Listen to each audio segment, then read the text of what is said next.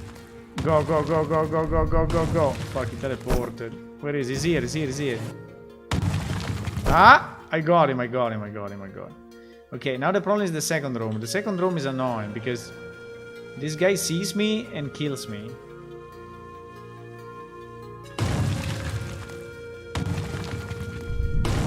Fuck, I didn't get it.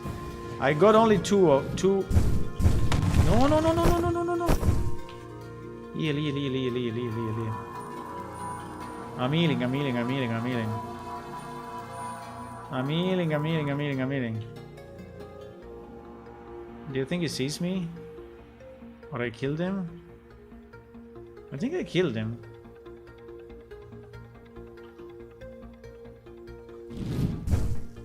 It's a pity that the fireballs do not have light.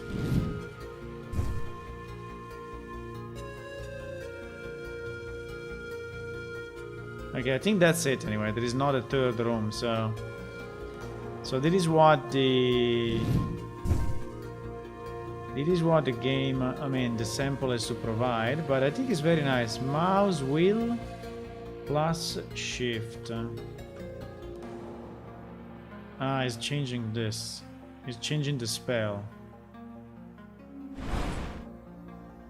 He's changing the spell. Okay. And how do I use a potion? Equipment.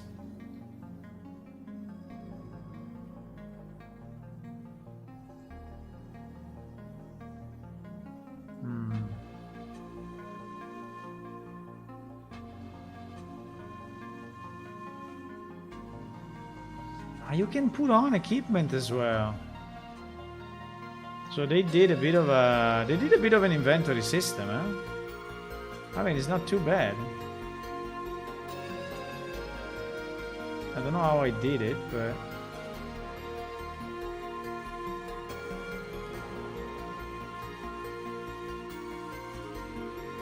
how did I put it on?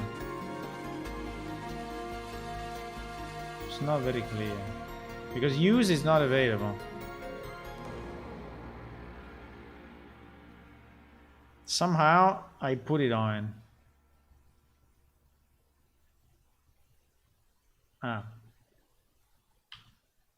You need to press. You need to press.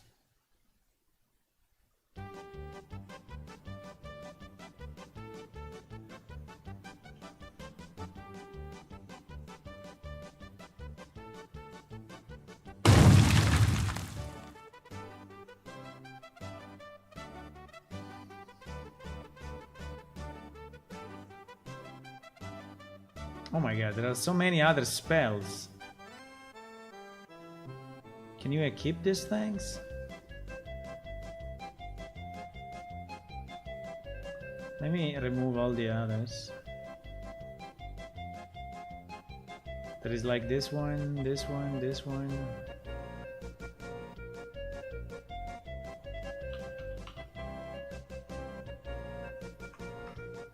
No! I pressed escape. No, I pressed escape. I exit from the game. So I have to redo everything. No, but I can just equip while I'm here. I can just equip while I'm here. For example, what is this?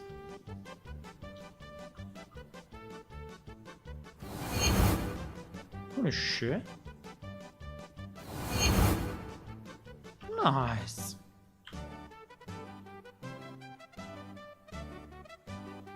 What is this?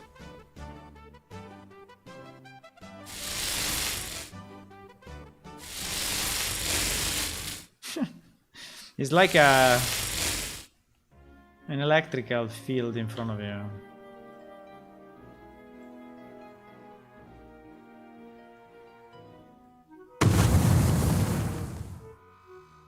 Nice.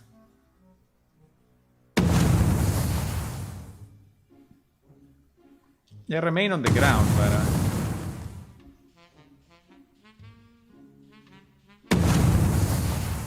they remain on the ground for whatever reason. What is this thing?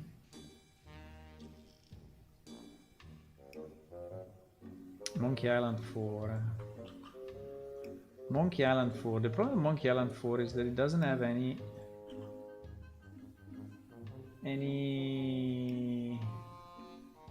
thingies. It doesn't have any MP3 flags, unfortunately, so it doesn't say.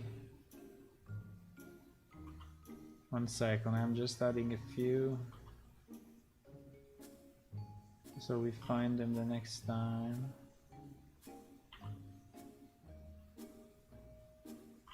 Okay, but what do you think we can get from this template?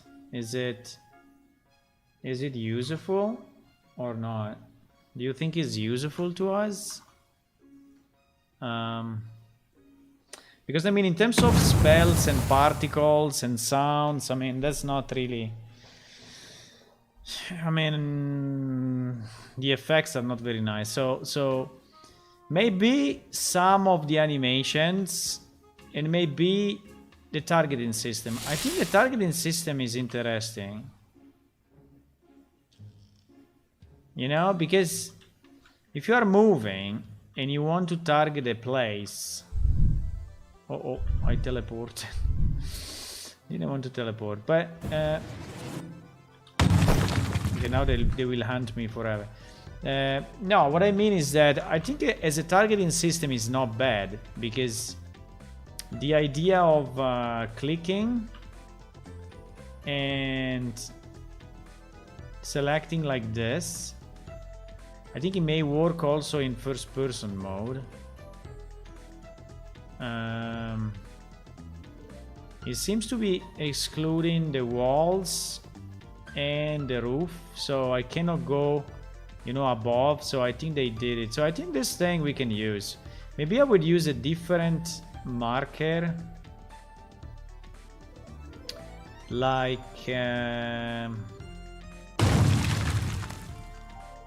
know, like a single marker. But I think in terms of usage, it's not bad.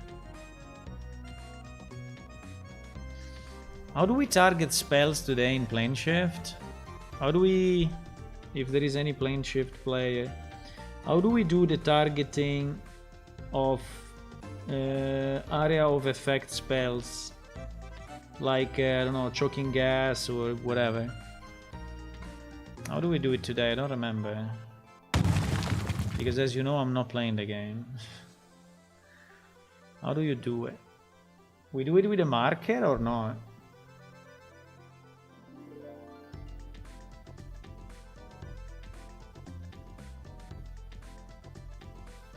Hello, hello. I think some of you should know. Maybe a word jet. How do we do the targeting of the spells today?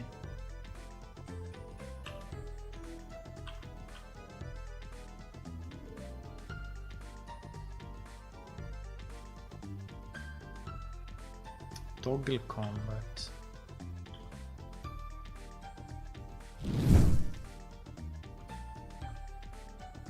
Okay. Okay, but I think we got, you know, some ideas from this one. Now, what we can do, we can try to classify, we can try to understand how it's built, but at the end, I don't think I can get much from this because, I mean, the AI is really not something that, you know, we can reuse because we have our own system. So it's using EQS. Interesting.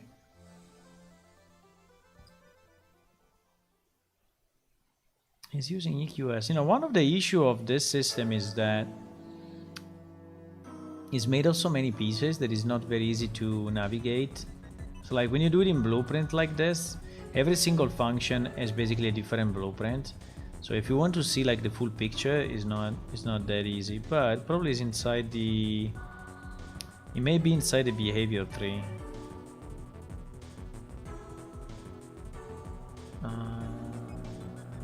It is the blackboard.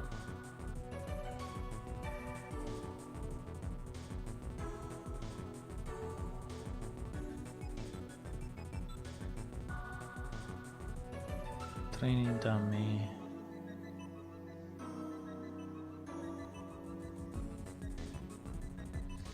We do select next target. Oh my god. So we have no visual indication.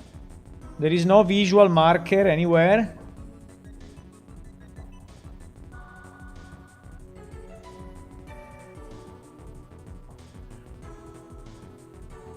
No visual marker. Oh my god. I thought I did it some time ago. I remember we were using the staff. No? I thought we were using the staff. The magic staff that was put on the ground in the middle, no? I think probably we did it and then we never released it. Because I think there was I did some work on that long time ago. Then there are this bunch of components like rotating component, patrol component. Let me see the patrol component. Patrol path is valid, return node. Okay, thank you. Thank you. So there are probably paths that are... What is this thing? PP patrol path. Ah, it's on a spline, you see? So he has a kind of a spline that is going around this. Interesting. Yeah, but anyway, we have our own system, so we don't need this, but it's kind of interesting the way they did it. So they did it with the spline, and they have the character go around and move. Wanna become famous. I don't know why these people are really spamming like this. Blocked and removed. Select the target and the mouse. I think that I would like to see how they do the targeting. I think the targeting we can reuse maybe with a different mechanism, but I think it would not be very easy to find inside this mess. I mean, not that it's a mess, but it's a mess for me because I don't know it. There is this nice table to summarize all the pieces. Begin play and tick. Input buffer events, equipment event, movement and camera, state machine events, stat events, activities, toggle combat events, effects event, interaction event. I think it's interaction event probably. Targeting system events. Nice. I like the way he did this. I think it's very nice the way he did it. So that he has one graph, you know, with basically the summary of all the other graphs.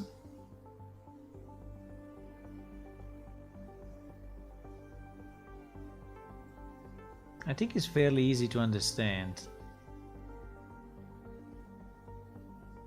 Right? So targeting system. Targeting system, let me see. Hello, by the way, I see new people joined. Hello, welcome to the stream, guys. If you have any questions, don't worry, just type it in the chat. Targeting system. Target left. Find target on left. Yeah, assuming that the spell is actually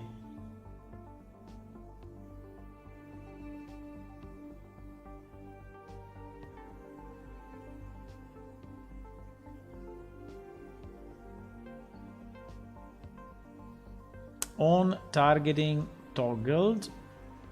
Update rotation settings. Holy sh. Okay, there's a lot of stuff here. He's looking forward in idle attack state. Aiming with the bow. Okay, probably he's using the same system, you know, also for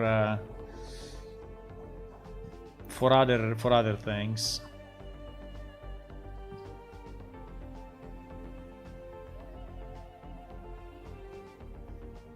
Update turn look rate value and camera lag. Set the camera lag smoothly. Free the camera and face toward the camera direction. Yeah, but it's not very clear to me what the hell we are doing here. Update turn local rate and regular camera lag. Set camera lag smoothly. Is targeting enabled. Is targeting enabled through. Is in combat. Set free the camera in rotation mode. Based on combat type. Free the camera. In updated rotation mode, yeah, but I don't understand too much because you can target also if not in combat mode. What was the combat mode? The combat mode was jumps to R, right?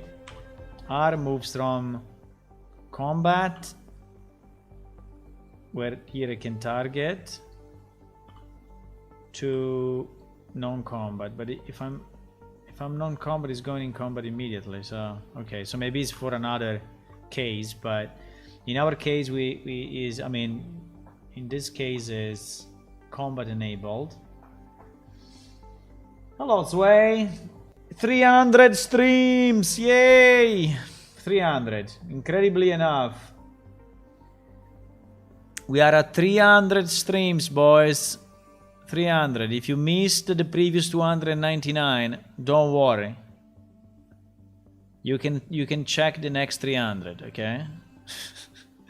You can look at the next 300 streams I will do. So don't worry. Wow, 300 streams is a lot. I think it's about 1,200 hours of streaming, roughly. Which is a lot. Okay, so set a free camera rotation mode based on combat type. So because he has to disengage the camera, right? Because the camera is like this when you are not targeting, and when you are targeting, you see that the camera is kind of acting differently. Well, it's automatically rotating the character in that direction. Yes, so it's basically engaging. If is in combat, set free camera rotation mode only if not in roll. Well, in roll meaning that you are rolling on the ground. Get combat type, select range or magic. Because they probably are using the same thing with the bow, right? So they are probably using the same system also to target with the bow. Personally, I mean, just to tell you what I feel is that it's a bit annoying to having to keep the left mouse button pressed like I'm doing now. So now I'm continuously pressing the left mouse to target, you know, because I mean would be easier if it would be a toggle, you know. So like you click the first time and the marker appears, you know, and then you can move freely, you know, you can move freely as you want, and then when you are fine with the targeting, you know, when you are fine with the targeting, you click again. I think we'll put a lot less strain to your finger. Otherwise, you will be always, you know, clicking, pushing, clicking, pushing, clicking, pushing. Even if it's very intuitive, because it's like a release, you know. When I release the spell, I release the mouse like this, and I get, you know.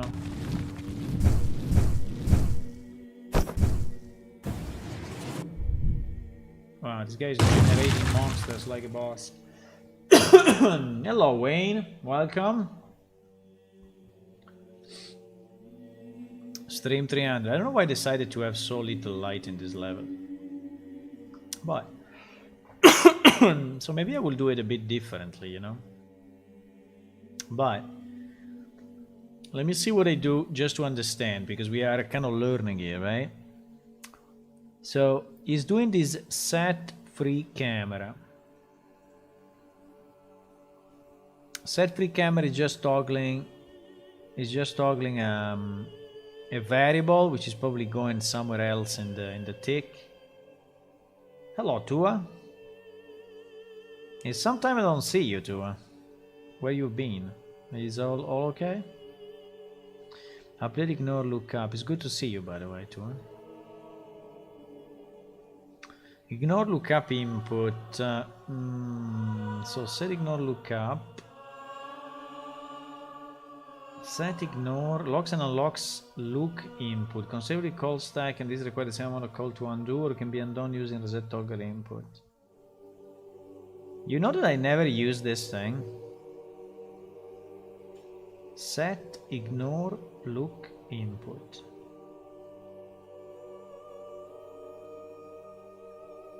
Is this a basic? Yes, is an Unreal Engine one. Set ignore look input. That's interesting. I think I never used it. I think we do it in some other way.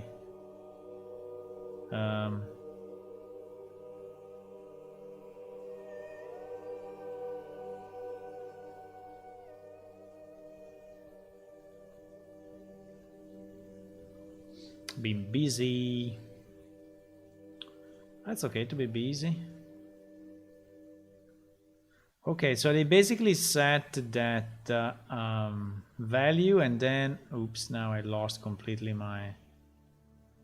They do that, then they set the rotation mode. They set the rotation mode to face camera, orient to movement. So this is something that they created. Okay, to have the character face the direction of the camera, and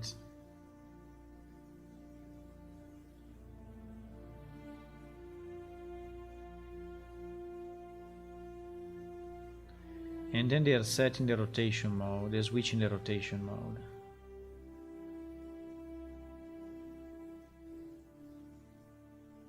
Okay. Okay, I think I understand pretty much what they are doing. Then after this, what happens? Because this is only the. I think they do it in the tick. I think they probably are doing this then in the tick. Most likely, because. Initialize dynamic target component. Initialize stat manager. Create event raster. Interacting timer. Create key bindings. No, in the tick they don't do anything. In the tick they don't do anything. So how do they put that thing on the ground? In theory, it should be inside targeting system, but. In theory, it should be inside his targeting system. Find target. But this is only finding the target. It's not. Find directional target.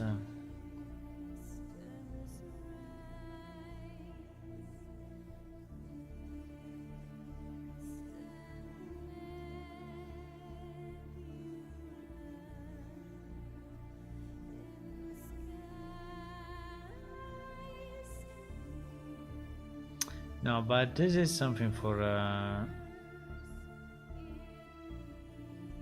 Nah, this is just a targeting system. I mean, which is interesting, but it's not what we are looking for at the moment.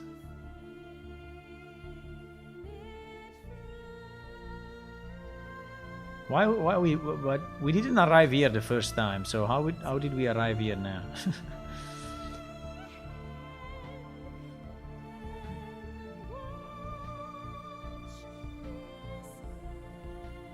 Targeting system event. Because we went through the update rotation settings. Okay. Because we were looking at the rotation mode only.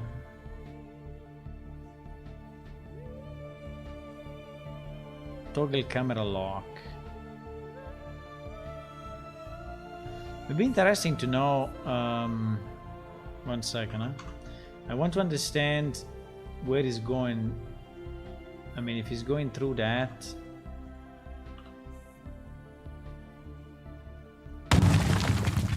No, it's not going through that at all.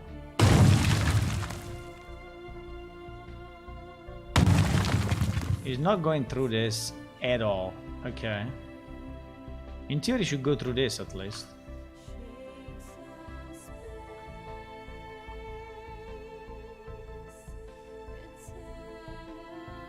No, not even. He's not even going through that. He's not even going through that, so that thing is somewhere else.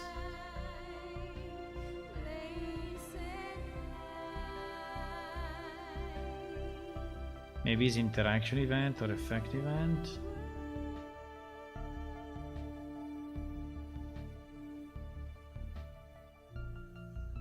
On effect applied.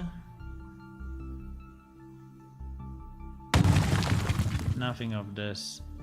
Nothing of this. I'm trying to understand where is the targeting thing, but starts event or event activities. Maybe it's activities. Start aiming. Maybe it's going through this. Let me see.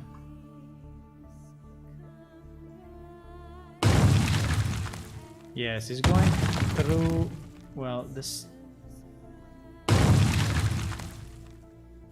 Yeah, it's going through some of this.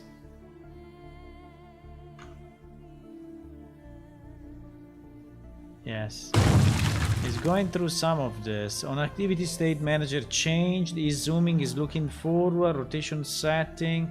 I don't see the start of the start aiming, but I see the stop aiming. Start zooming, stop zooming. But actually there should be something else, you know? It should be something else. Maybe it's not inside the character. Maybe it's inside. Let me see this animation. Magic module. Magic module. Magic. These are only animations. Summoning minions. Blueprint. BP spell indicator. BP spell indicator.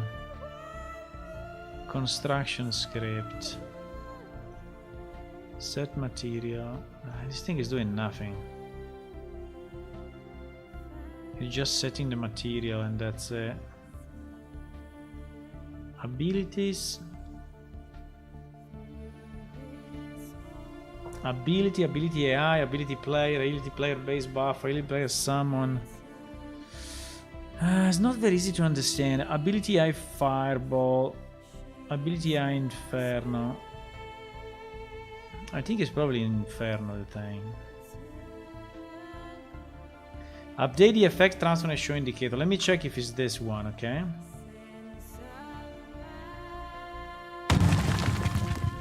No, it's not this one. No, wait. I'm not debugging. Why I cannot debug this one? Because it's a component? Because it's an asset?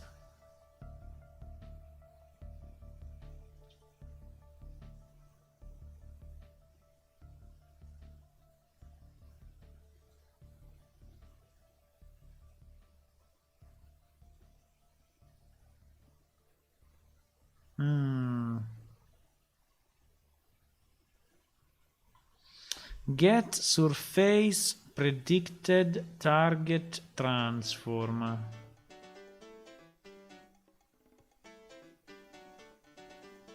Show indicator. I think the indicator is this.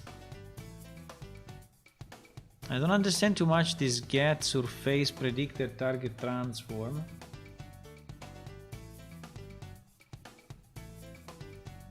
Get surface predicted target transform.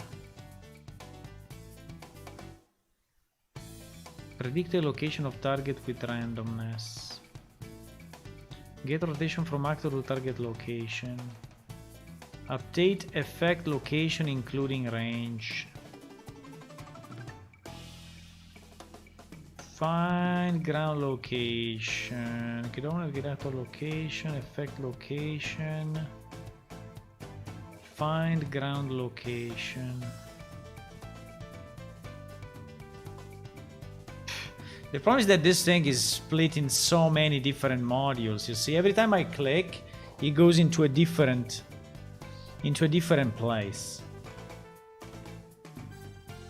Find ground location. Line trace for object. Yeah, but for example, this one, you know, should, in theory,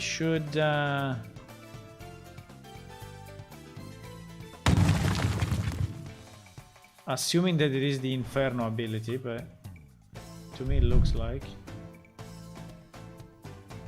Oh, with the same with the teleport, huh?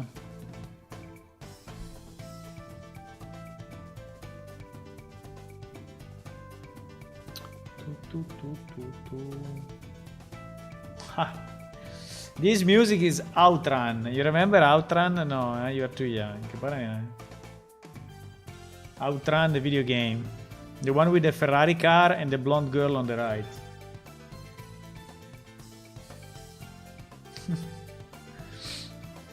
So it's basically doing a line trace. Starting from whatever location.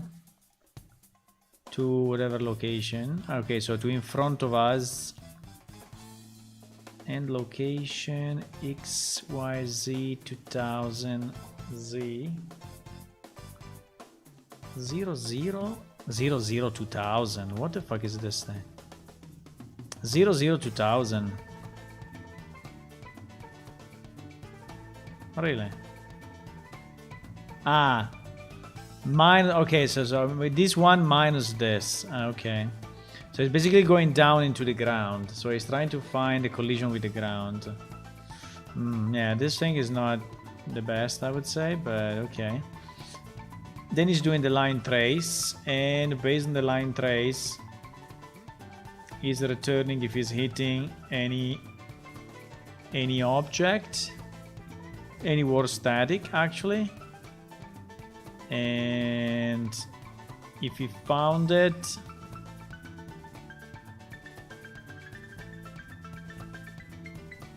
I mean when he found it, then what it does is setting the effect location and is making the transform. Now I would be interested to know where this effect location is actually used then.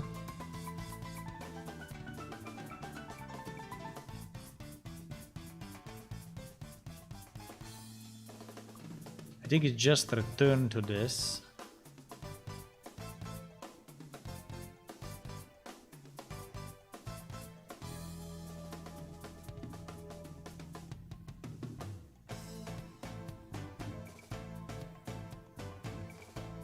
This is basically returning the position on the ground where I want to have the effect, right? But I think we can do it a bit simpler than this, huh? Tell you the truth, but I can do it a bit simpler than that. But anyway, at the end, he gets the effect location and he calls show indicator. And show indicator is okay, it's passing the ability to show because it's very generic, no? It's very parametric, so it's putting basically all the information in variables, including the radius, the material, the component that he has to show, and he's calling show spell indicator, which is in another place obviously, but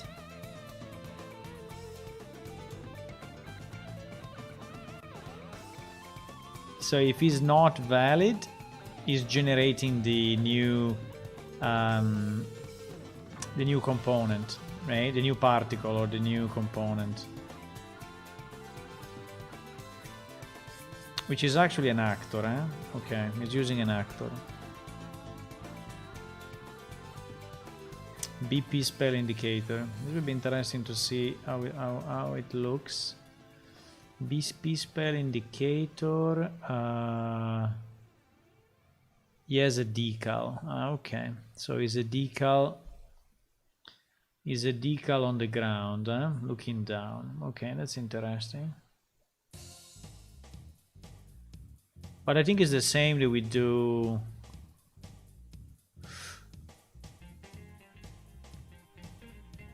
I'm not sure. I'm not fully sure it's the same we do. So he's spawning this, right? And then is doing what?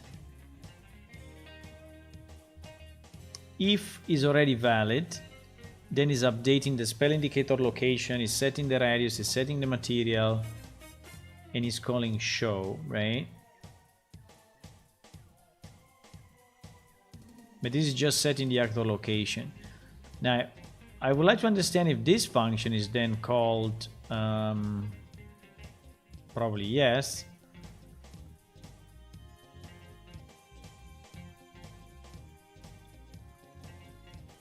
Apart from here, but it should be called also whenever you are moving the mouse, right? Update indicator. Yes, it's coming from here. Update indicator. I think we can search it. Update indicator, ability play, update effect, update the effect transfer in its indicator.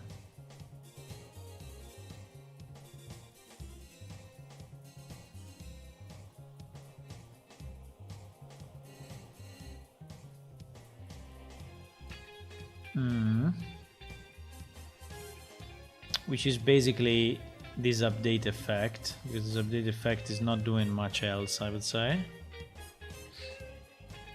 And this update effect, okay, it's done on the tick. It's done on the tick of the actual blueprint.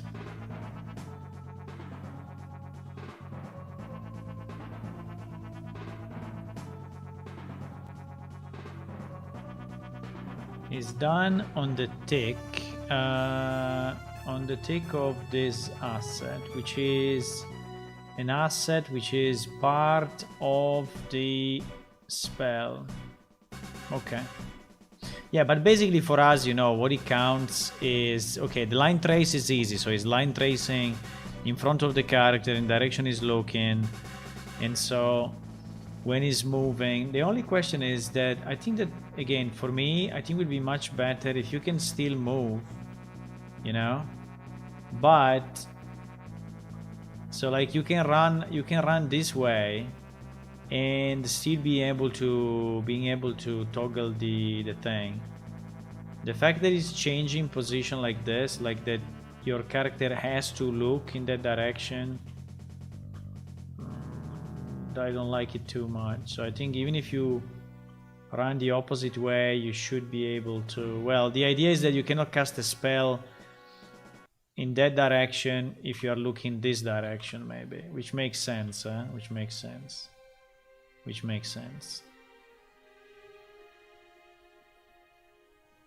But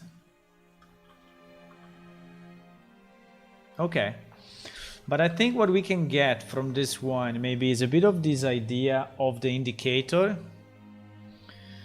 And trying to, but I think I can just redo it, you know, instead of taking pieces from here, which I will go a bit crazy because it's divided in million sub objects, you know.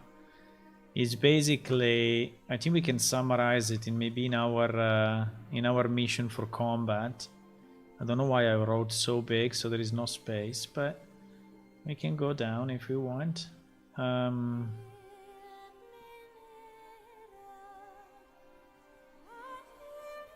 We can go down a bit. So basically the idea is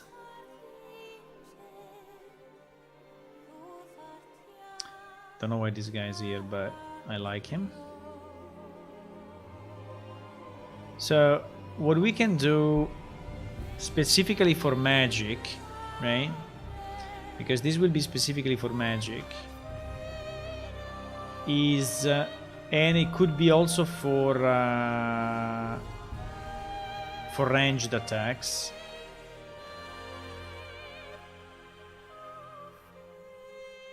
Can also be for ranged attacks. I think is to so to add a marker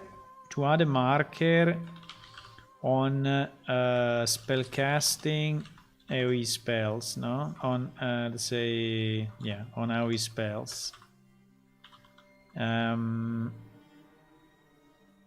Now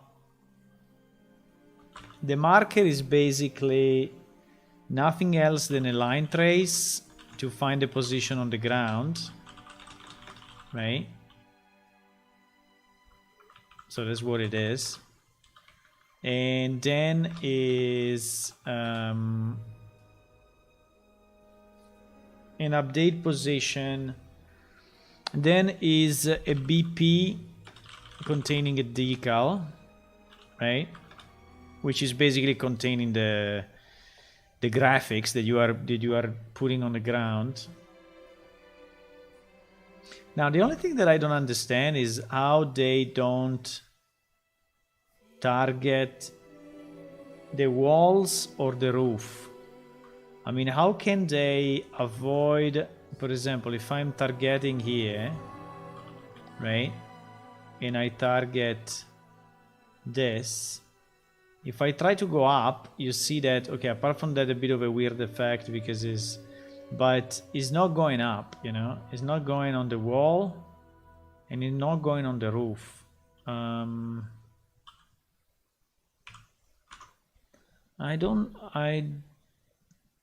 not completely sure of how they do that. I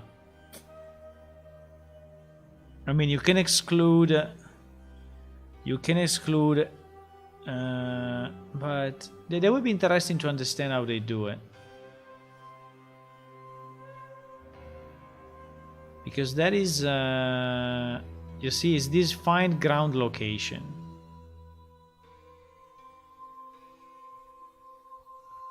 Find the ground location. So they start with the start location, which is the actor location multiplied by all this stuff. Get actor location, effect location. I think this is just the initial delta. Okay, so between your location and the effect.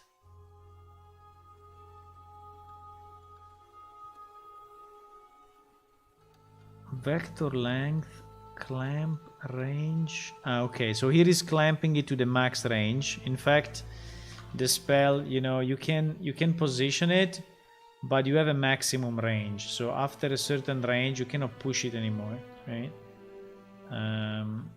So this makes sense. So they clamp it here, and then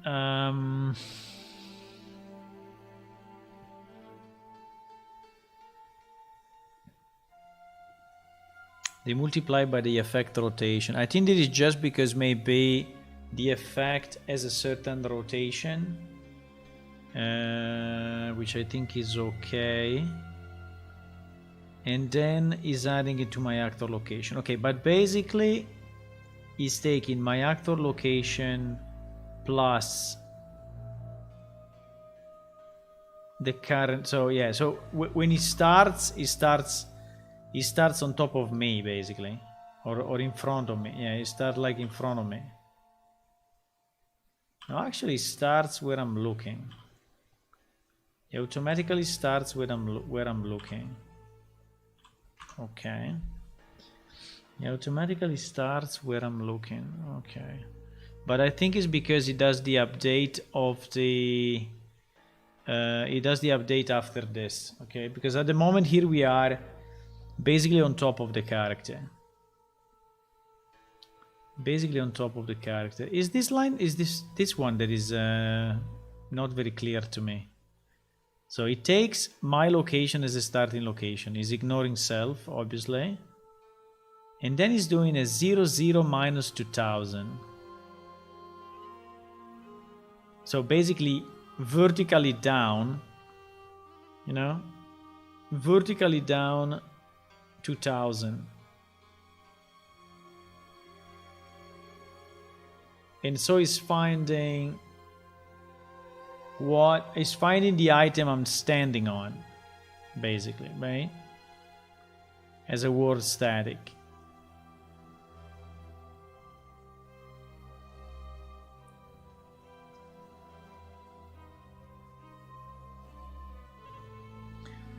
Then, if he's finding the item,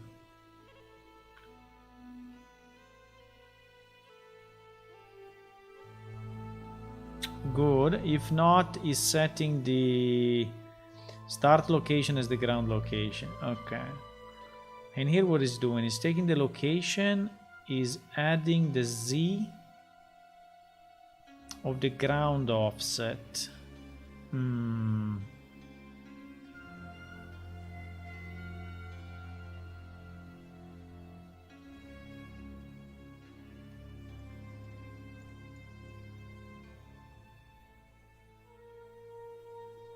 Vector addition. So he's adding the location to a Z.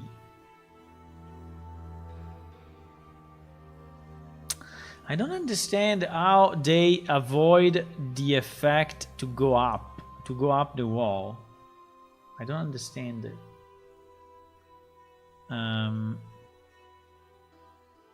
Because in theory the line, okay, it's true the line trace is always going down, but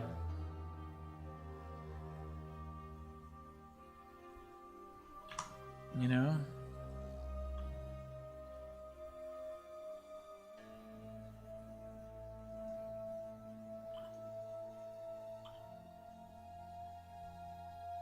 the line trace is always starting from me and trying to find a point that is at 0, 0, minus 2000.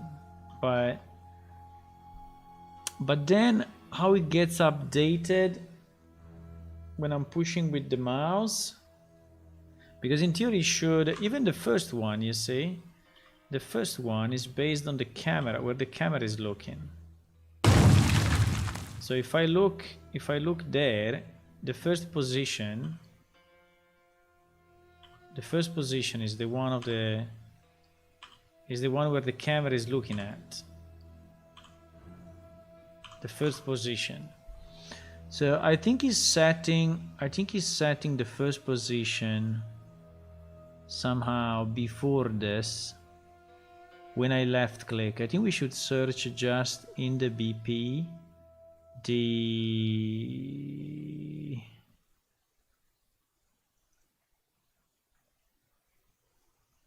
the input action, no, not input action interact, just the standard input.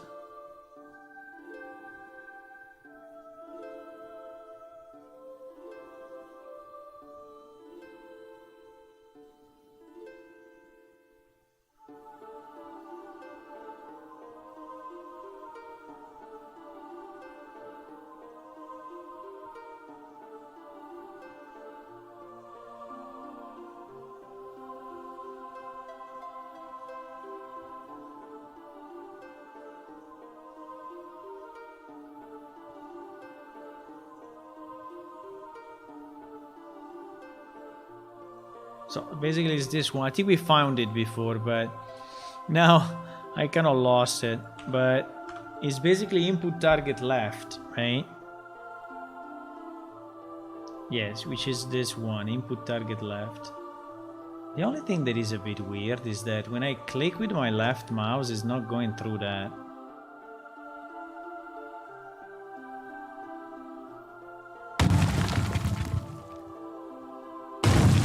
How is possible? How is possible that it's not going through this?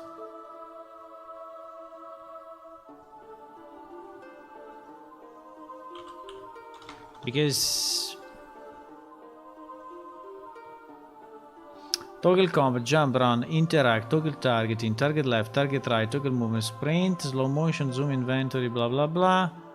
Switch, switch, switch. So the only, it seems this one seems to be the only one.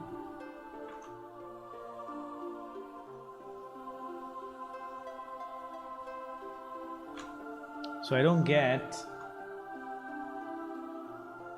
why I don't see, if I select my combat character, why I don't see this getting triggered. I mean, I can put a print, but I don't think it's going through that. I can put a print hello, but I don't think it's going through that.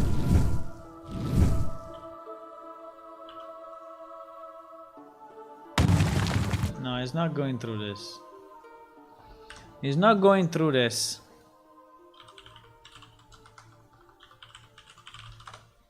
So there must be another input action, which is the left mouse. Ah yes, by the way, this one is Q, huh?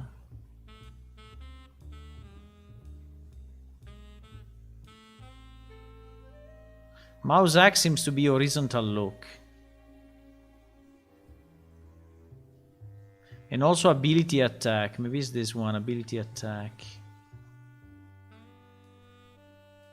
Hello, Pancake. 300 streams. 300 streams hype, huh? Insane, huh? You couldn't believe it. I know. I know you cannot believe this, but it's 300 streams. It's 300 streams, so we are like streaming a lot. I think it's this one, ability attack, so it should go through ability attack.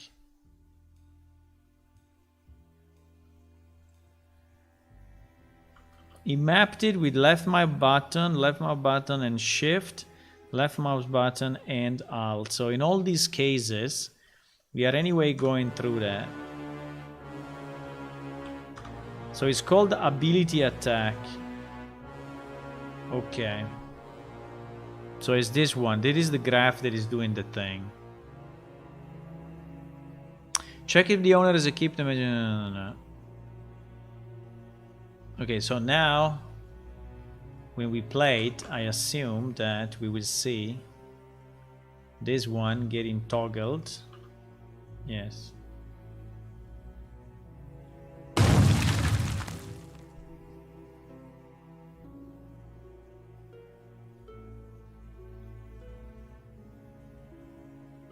Update ability attack key. I think it should arrive up to there or not. Yes.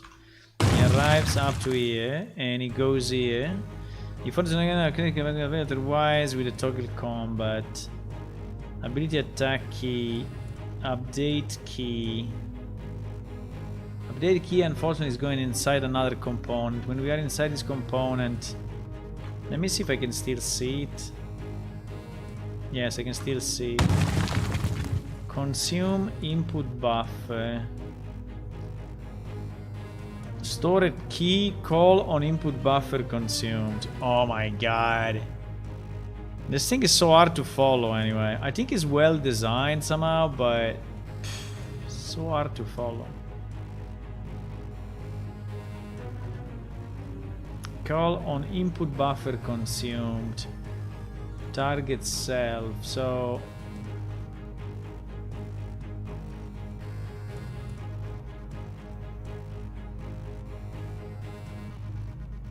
there must be an input buffer consumed delegate, which is then used by somewhere else.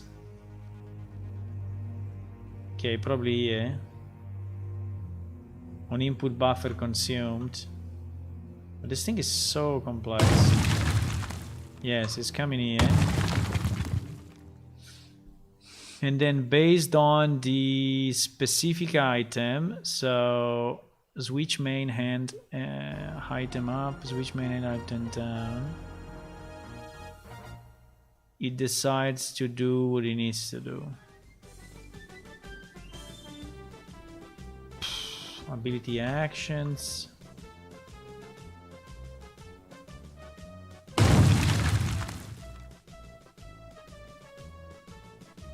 By the way, the release is not even done here. This is just the effect. So it's doing ability attack. Ability attack pressed, ability attack released.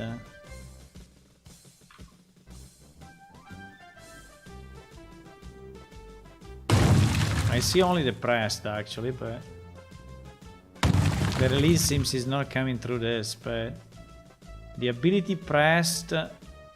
Okay, ability pressed released. Allow the press ability only if one is incompetent. No. Okay, it's doing a million checks, but call ability pressed and enable ability mode.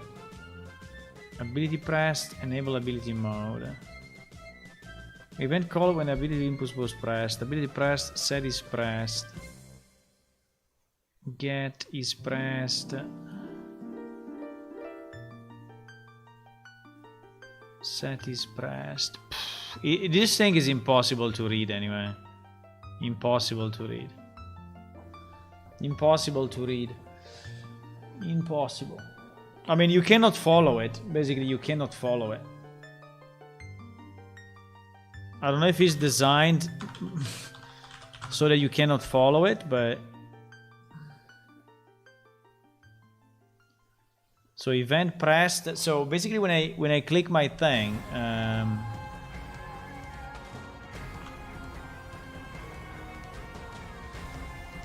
you see that it goes through. Yeah, it goes through this, and then it goes through this. So basically, this is the right ability. At least we are in the right ability. And these are the two that are toggled by the ability system. And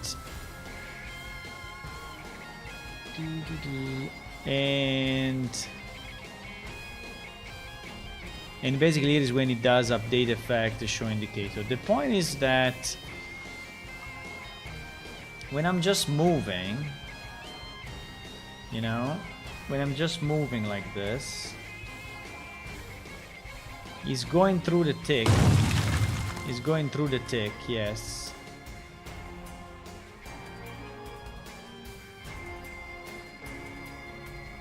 And he's going through this.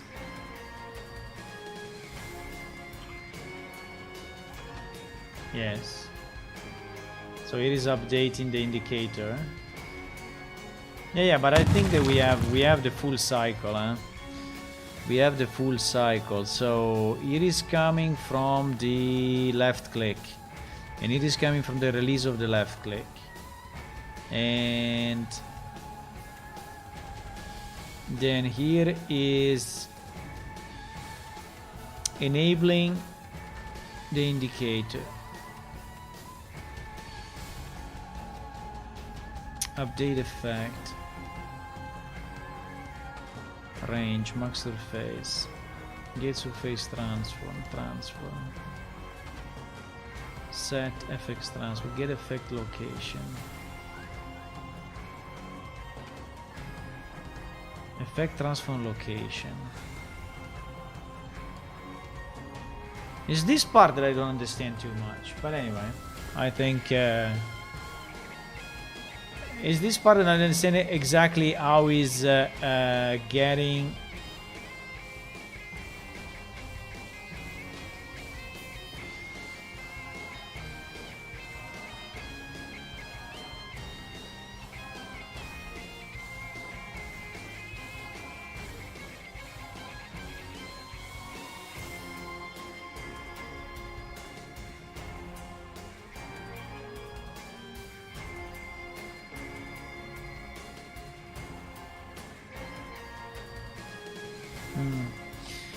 Okay, I think what I can do, you know, I think we can use this.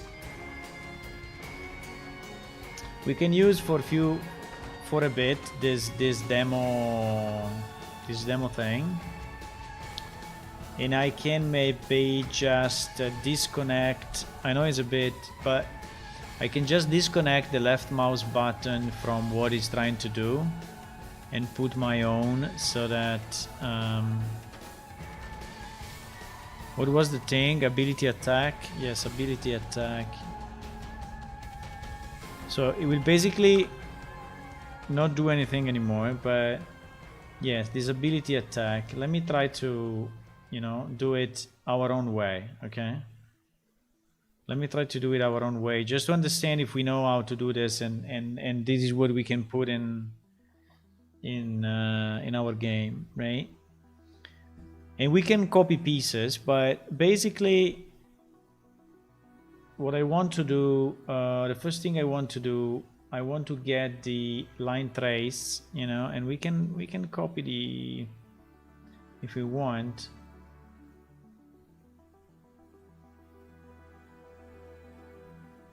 Is the line trace done here? Yes, the line trace was done here, right? Yes. So maybe this is the check. Wait.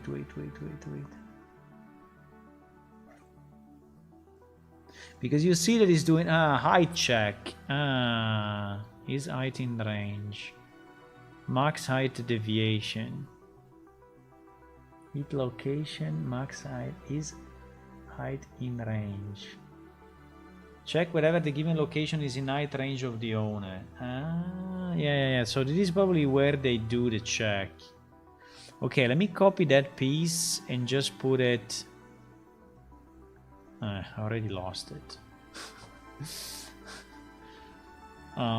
Is this get surface transform? This get surface transform, which is inside ability player, but I think if I take this,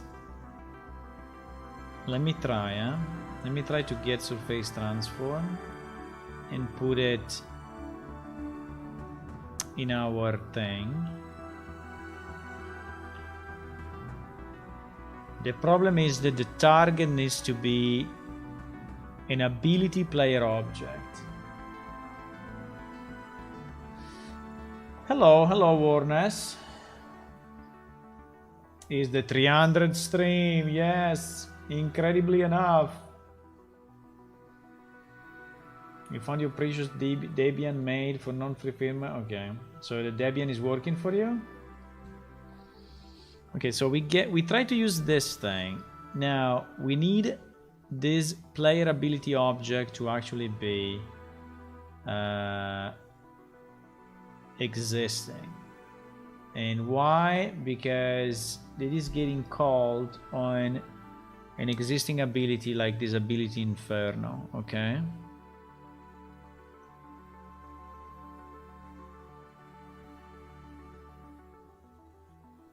So, yes. So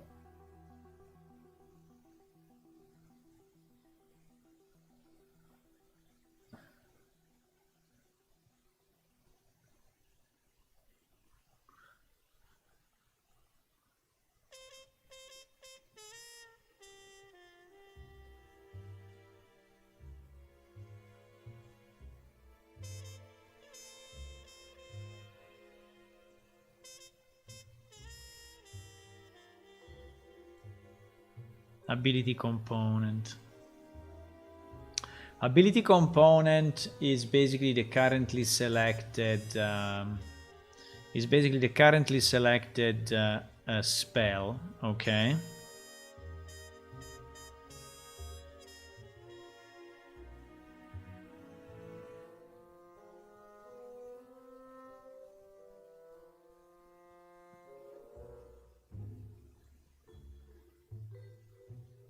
Is basically the currently selected spell.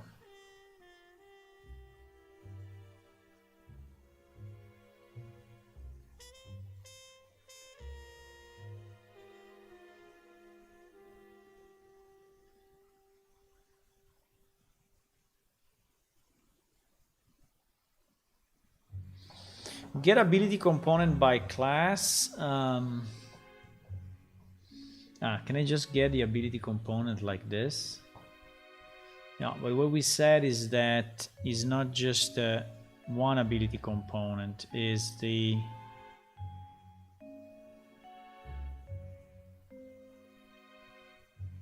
ability player object.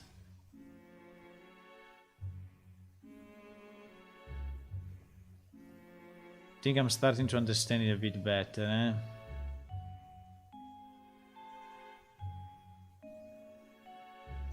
Current ability, yeah. Is this one that I need to search?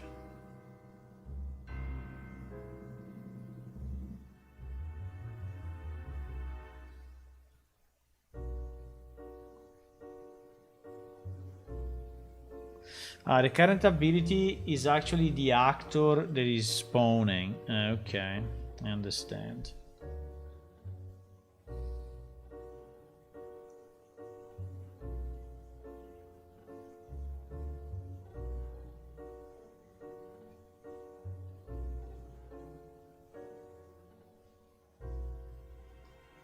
So, ability component.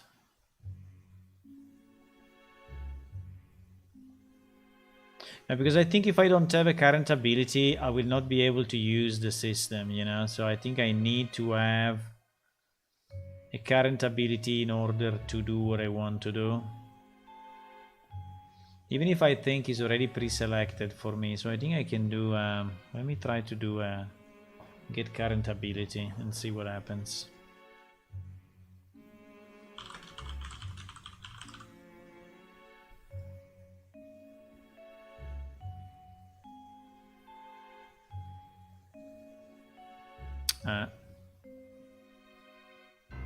There is an ability object, and this one wants an ability player object. Wants an ability player object.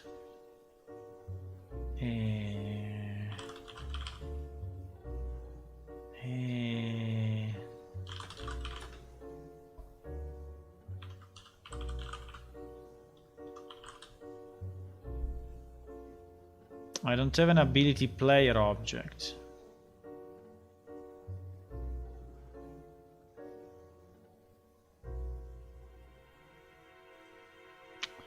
The problem is that if I don't have...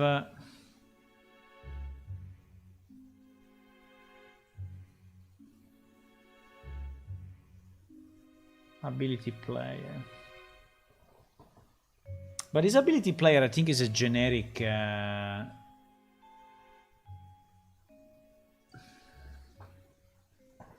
Wait a second.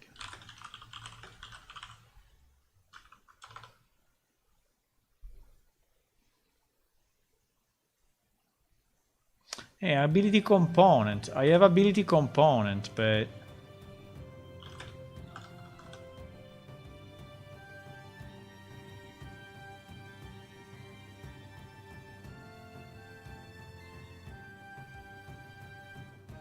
I don't have this ability player object.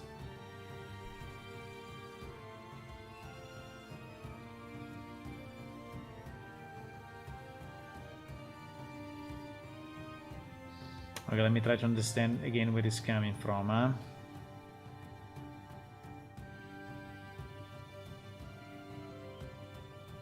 No.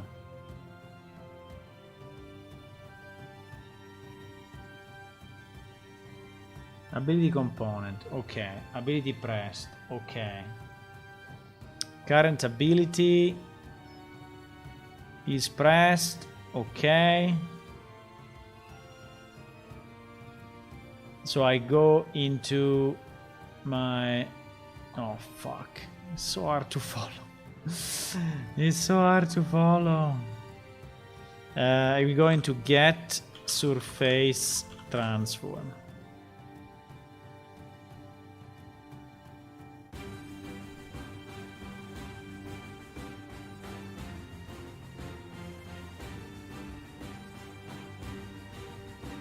Yeah, but for example, ability player Inferno is an ability player component. So why this one is not? Why I don't have a way to get? So get current ability should return this. I don't understand. I don't understand why my get current ability, this one, is not connecting here. Ability object reference is not ability player object reference.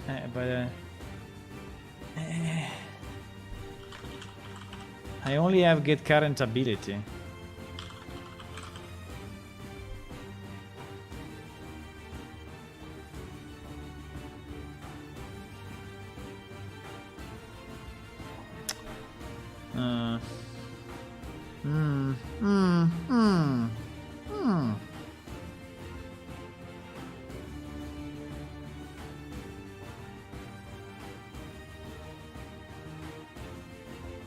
Current ability. Here we are inside ability component.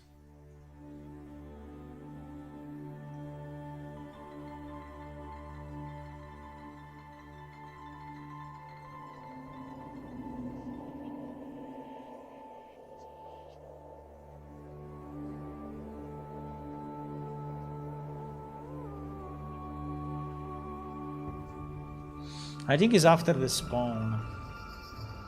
I think it's after the spawn inside the effector. I think it's after the spawn, huh?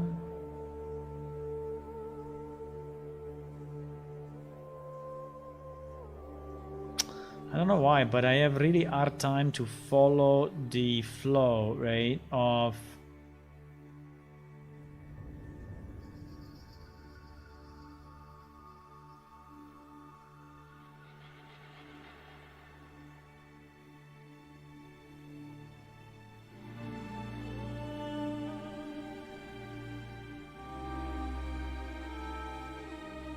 because ability pressed is only calling ability component. An ability component I have, okay?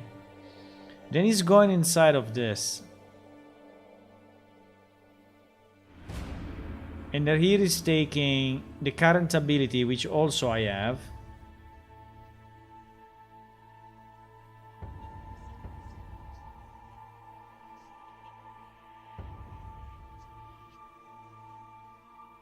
And is going into pressed. But then I think what it does,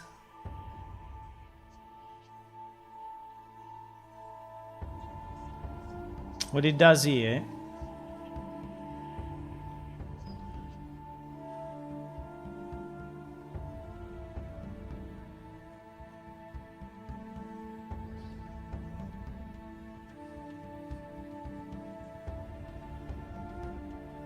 why needs this ability player component to actually do this?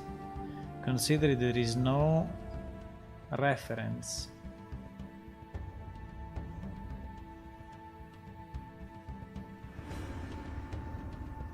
Maybe it's a variable here.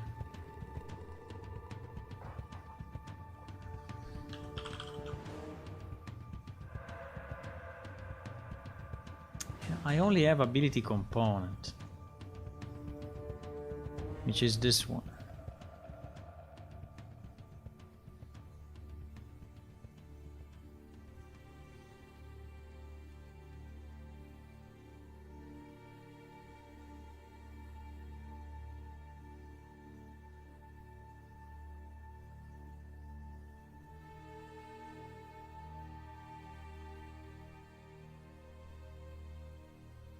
You know what? I will just extract this piece and put it in another function, because anyway,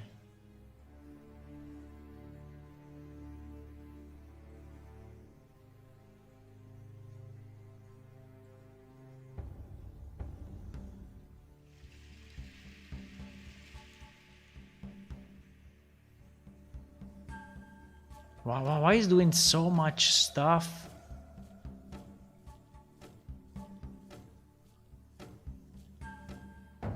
Loop for trace length, subtract distance. Separate distance is 2000, subtracted distance 50, last index 40.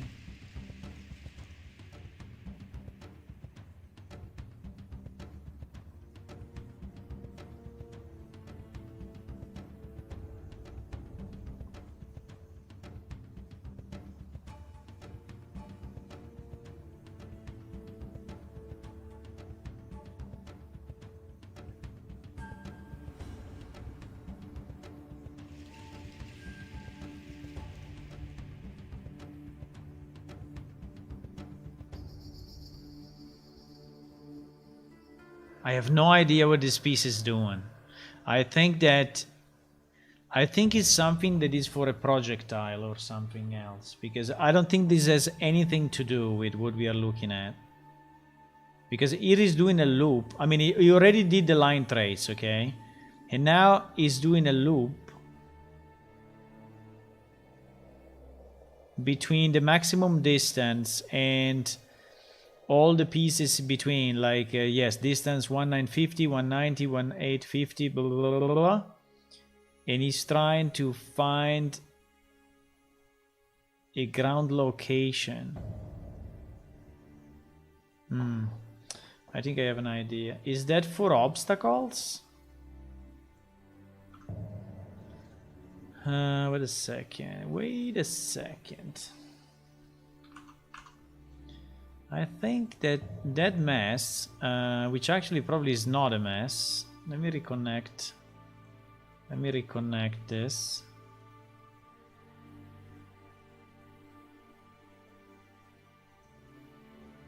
Just to see if I understand it right. This could be for obstacles, like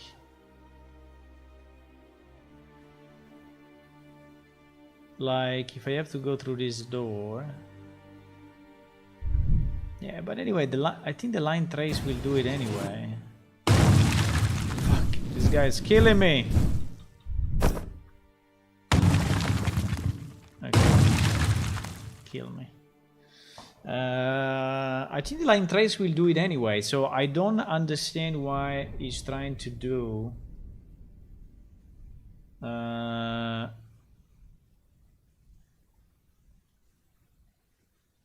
I don't understand why he's trying to do so many additional loops, you know, on the get surface transform. Really, I don't get it too much.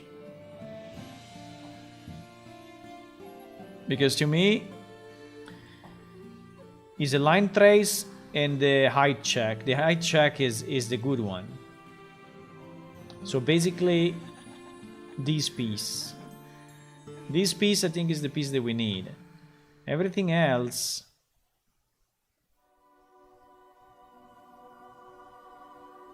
I don't understand. So it's okay, he's doing this thing, and then he's checking if the height and this one are good. If these are good, it goes here. If they are not good for whatever reason,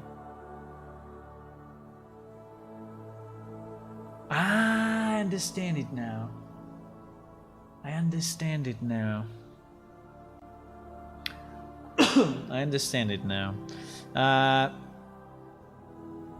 So he's doing that because if I'm targeting, I don't know why it's so dark in here, but if I'm targeting like there, you know, or like at the horizon, if I'm targeting the horizon and I still press my ability, you know, the ability is not going at the horizon, but the ability is going to the ground in front of me. So what it's doing, let me take a screenshot and I will explain it. So what it's doing is, which I think is pretty good, huh?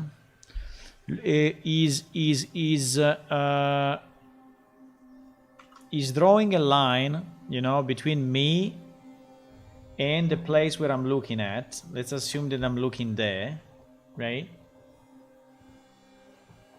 let's assume that I'm looking there. He's doing the line trace like this. And then if the height is not the ground, so if this thing that I'm looking is not the ground, so if I'm not, because in this case I'm not looking like this, right? I'm looking like this. He's trying to go backward, you know, automatically, and try to find the lowest spot that is actually satisfying the condition of the height, right?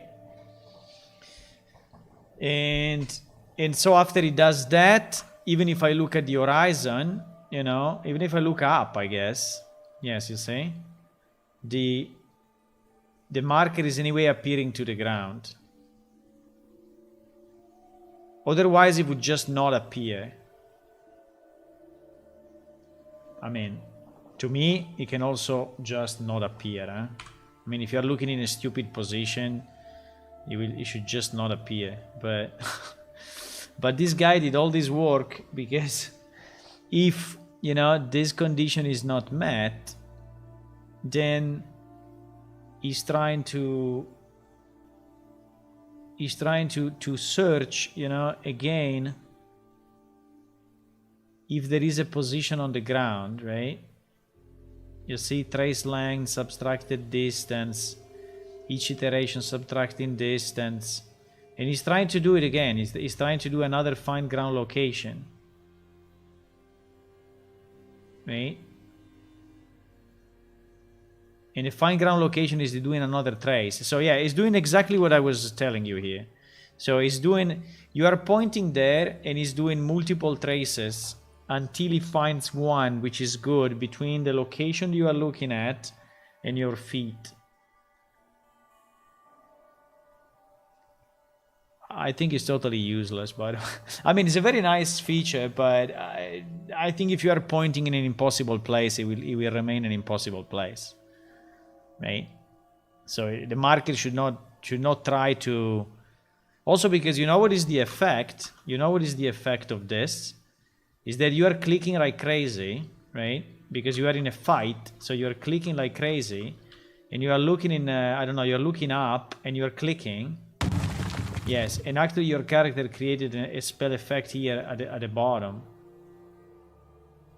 So if I just run around randomly and click, boom, it's creating it there. I don't know, maybe for a certain combat system makes sense, but for us I think it's a bit weird, you know? So you're basically creating an effect in a place that you are not looking at. If I do it like this, it will create it on top of me, right? Because I'm looking up and is finding the first location possible. If I look like this, I don't even have an idea where it's going to create it. It's going to create it like in the middle. But I think it's totally useless, boys. It's totally useless. I need to go to the bathroom 1 second. But okay, it's good that we understood it at least. Bathroom break.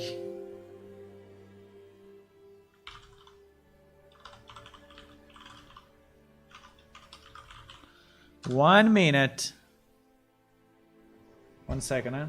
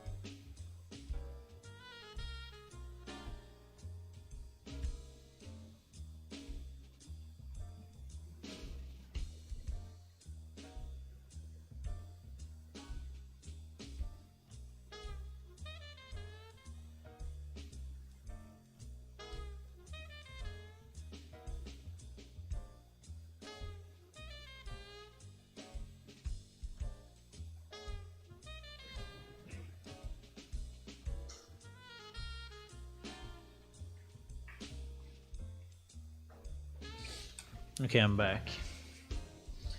The tiger was looking at you, huh? Because I forgot to remove it.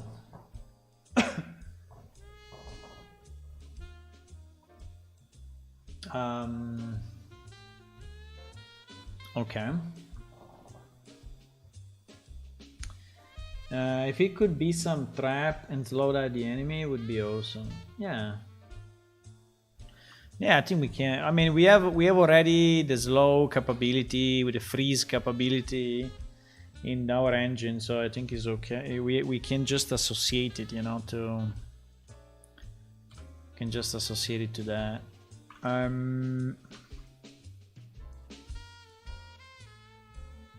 Okay, so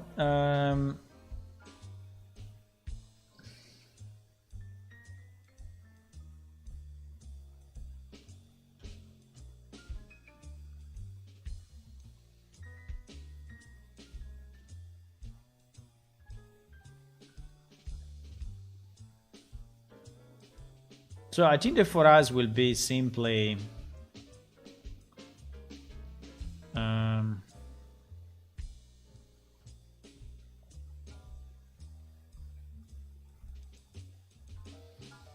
let me disconnect it again. Or maybe I can avoid disconnecting. I can just use another key. Yeah, that would be probably a better idea. Is there a key that is not used? I don't know, like T or something? Yeah, T is not used. T is doing nothing. Okay, we can use T. We can use T.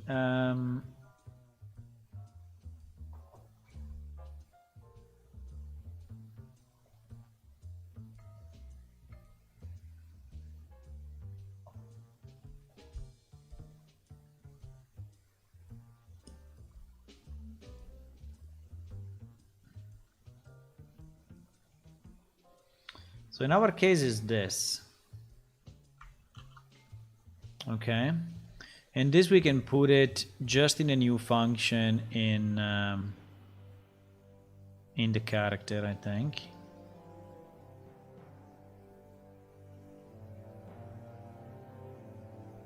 New function, we call it find ground position.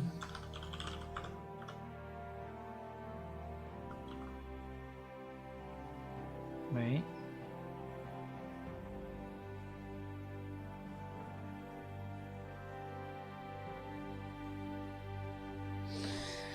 Okay. This one we just need to pass in the trace start and the trace end. Now the trace start we have seen that is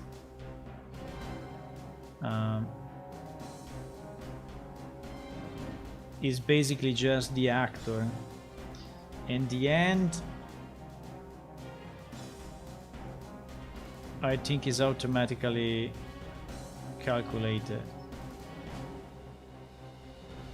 Yes, is just the 0 minus something.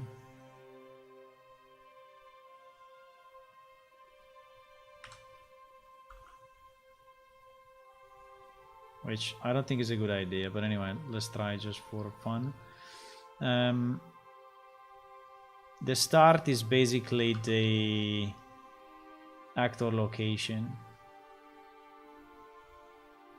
He's doing all this complex stuff, but it's like, I think that the one reason he's doing this is because a certain effect can have a certain size, and so I think he's trying to get he's trying to get like a difference between, but it's okay. I think we just do get actor location.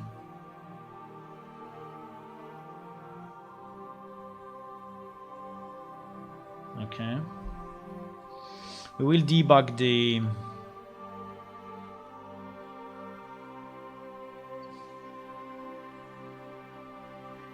and he's going to war static, which I think is a good idea.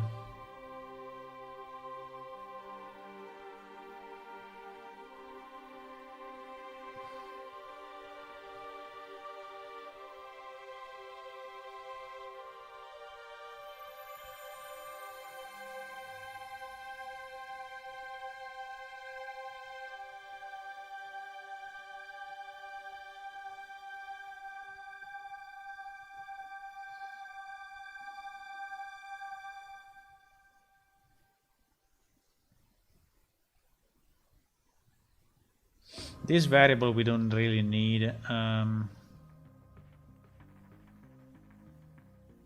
mean, he's setting it here, but it's not really needed.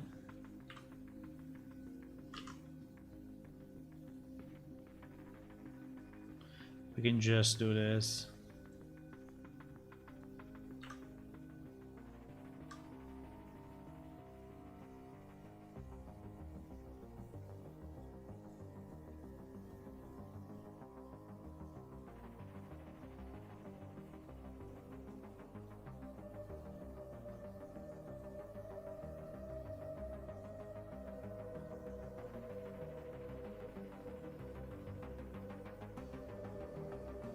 I don't understand too much what he's doing here. He's taking the character, he's getting the controller rotation,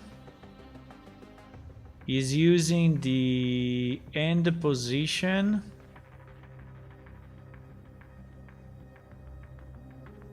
Ah, so that the... okay. So that the effect is my same rotation. So that the effect is my same rotation. So that the effect has my same rotation. Okay, yeah, it makes sense, because if the effect is not symmetrical, you know, like if it's an arrow, I don't know, I think it makes sense that the effect is... yeah, I think it makes sense. I think it makes sense anyway.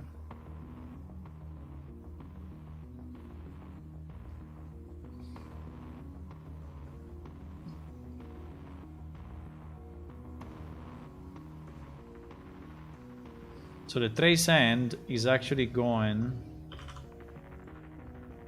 to this. So this is the point that we hit, and it is the rotation. Right? And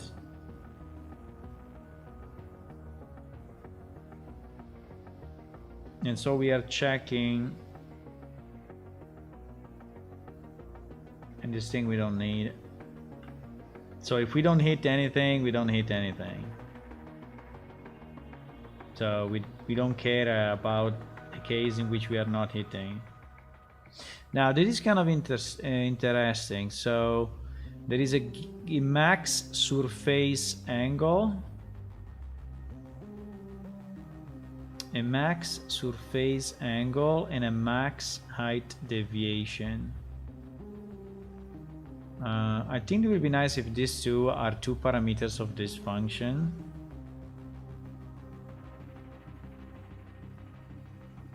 Right?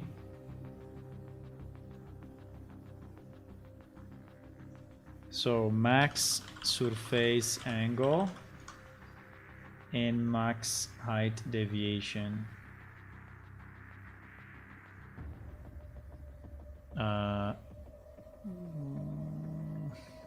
Okay.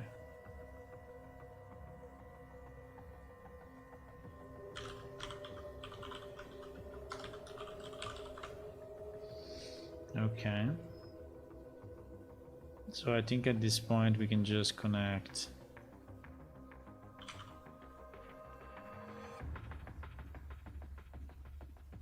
this.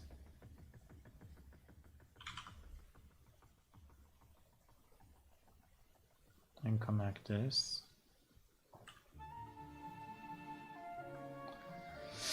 Okay.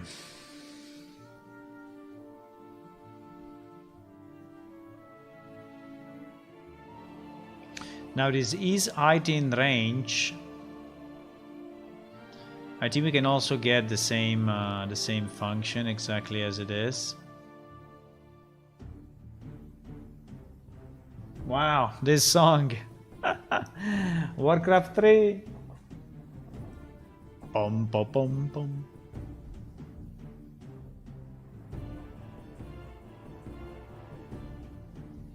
Okay, so we get I think we get this one exactly as it is.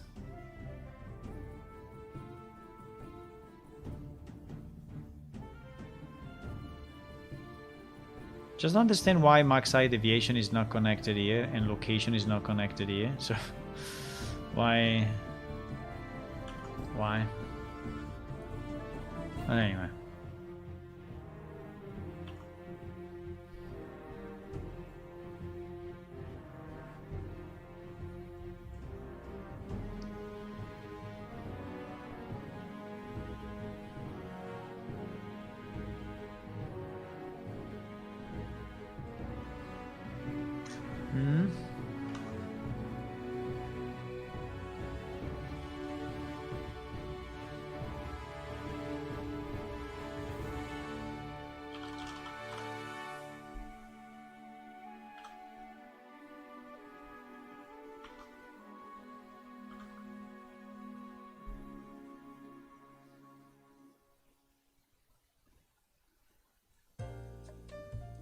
So the good actor location,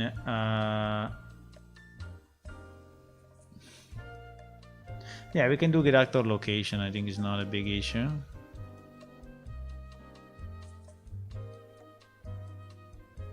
What is it doing here?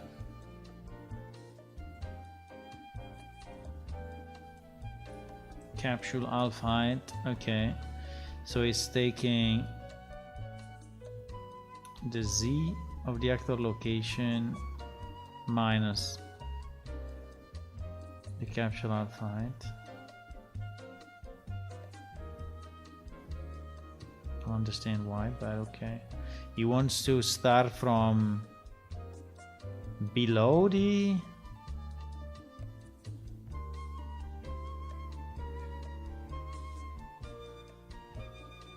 And I want to start at the feet. You want to start at the 0. Ah, yes. Okay. Makes sense. So he wants to start at the 0. And...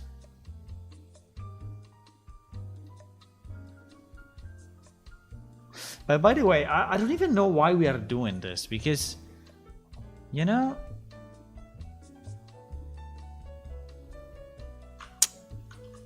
So, let's assume that this is my character, eh? Let's assume that this is my character. And this character is looking at...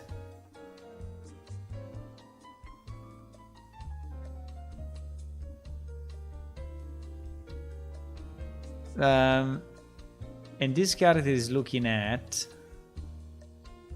someone which is above him, right? Someone which is like standing up here.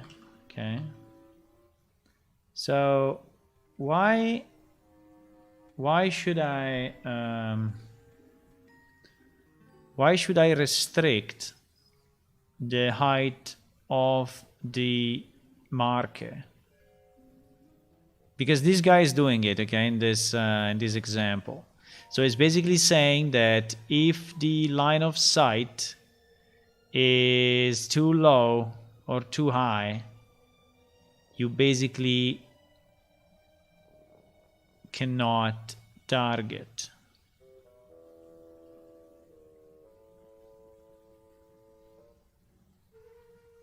Now that I look at it, you know, one thing that could be useful is if I want to target this guy, actually, and I'm below, right? Actually, I cannot do it because I will never find a place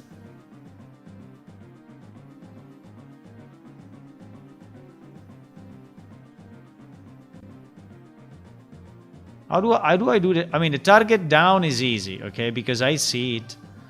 But the target up, you know, I can target here, but I don't see, you know, the part. Fuck. Okay. I don't see the part that is here. I don't see this part of the... This part of the ground, right? I don't see this part of the ground. So this targeting system is working so. Unless, you know,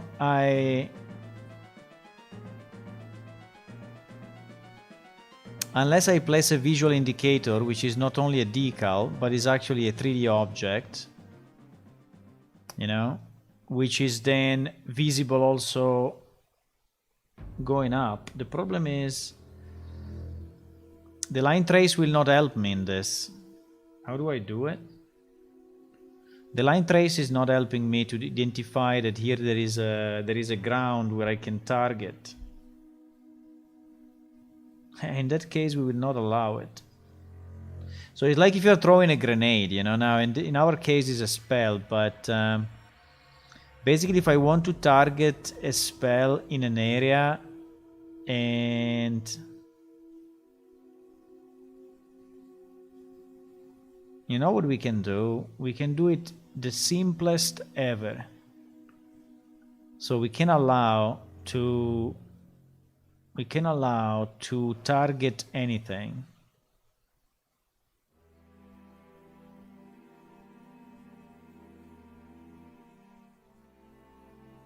So I'm thinking, if we allow to target anything, you know, not just if it's the ground, not just if it's a surface, not just, I mean, we just allow to target whatever you hit, whatever is it.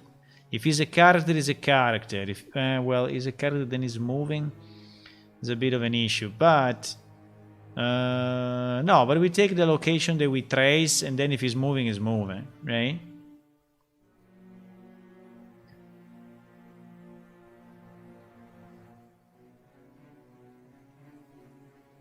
Yeah, I think it's much easier. I mean, the idea here is nice, you know, or at least it shows as nice, but the point is that it's useless.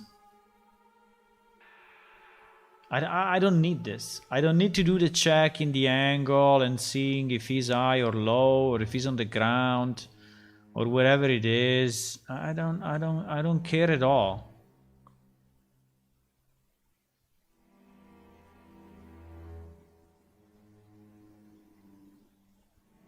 I don't care at all. I think it's just a line trace in front of me, and that's it. Maybe it would be nice to see where I'm targeting. So I think that the effector, you know, the effector is anyway a good indication. But I don't think I need to check if the angle is less or more. Why we need that? I don't know if you agree, but why do we need to do all these checks? For what? We just target whatever we target. So the endpoint is the endpoint. The only thing that we check if he's in range. That's the only thing that we want to check. But we don't care. I mean, it's a spell, right? So if you're launching a fireball, it's not that you are looking if he's on the ground or if he's not on the ground.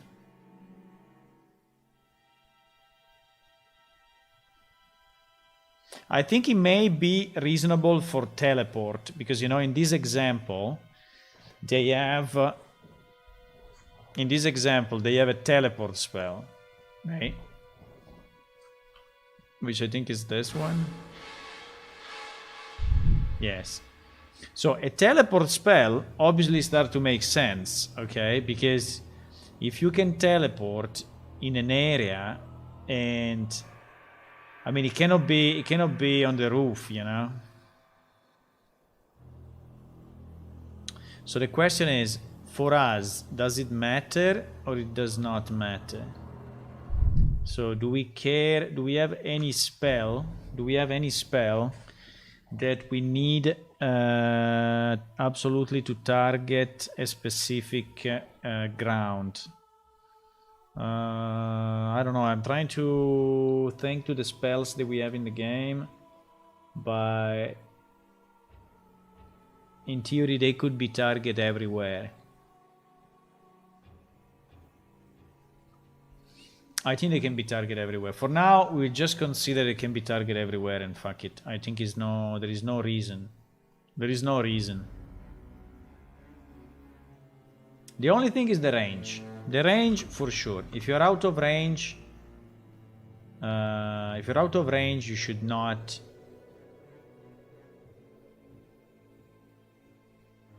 You should not do it. But the height range is totally useless.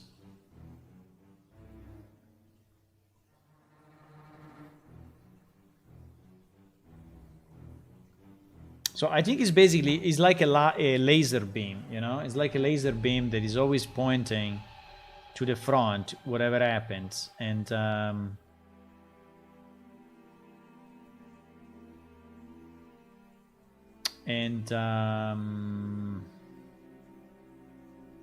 I don't even need a decal. I don't need a decal. I need just a 3D object, or maybe a particle effect. I think the particle effect that they have here is the one for the fireball. I think is nice. I mean, we could use that, you know, as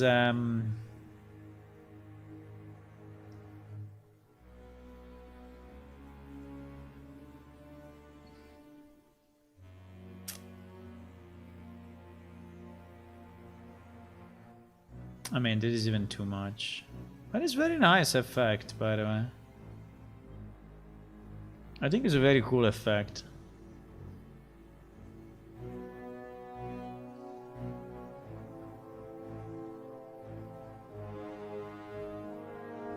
But for us, you know, will be...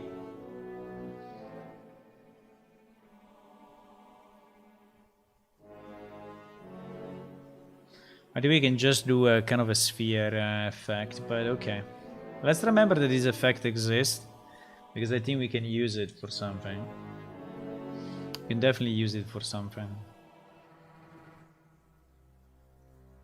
Yeah, I'm going a bit in circles, but I'm just, you know, reasoning on the problem and trying to understand which things we really need and which things we don't need.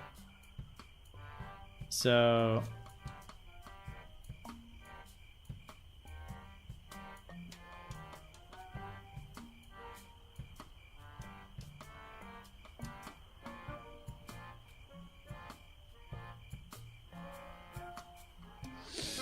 So I think that for us it's super simple. We get the forward vector as usual from our character, and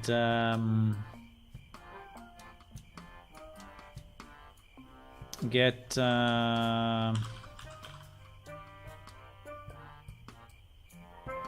actor forward vector. We get a forward vector of our character. We add it to the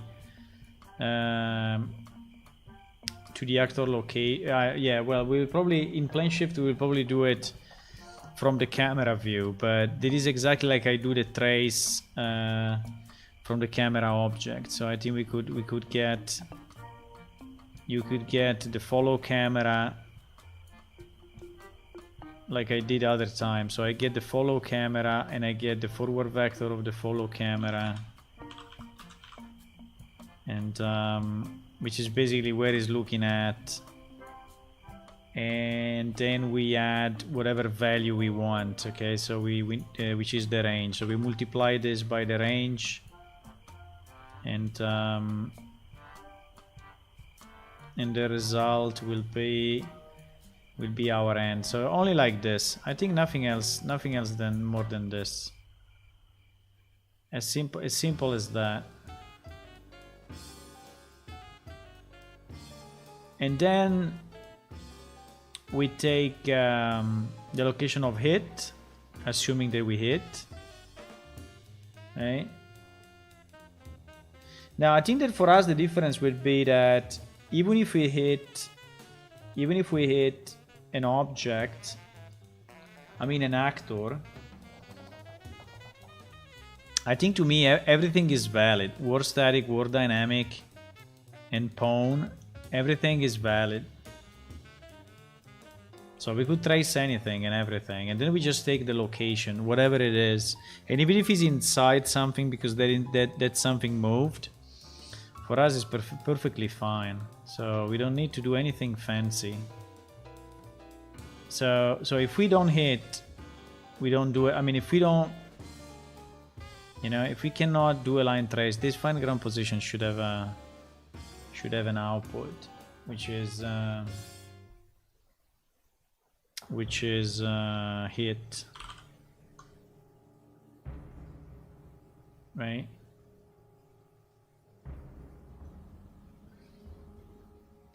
Yeah, but all of this shit is totally useless. No, I didn't want it to call it shit, sorry.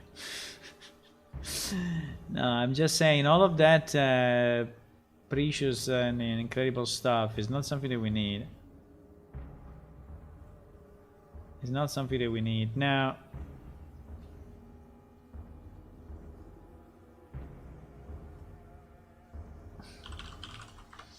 so we just do that. We just have our location and just have our location of the hit. Nothing else then. Nothing else. Super simple.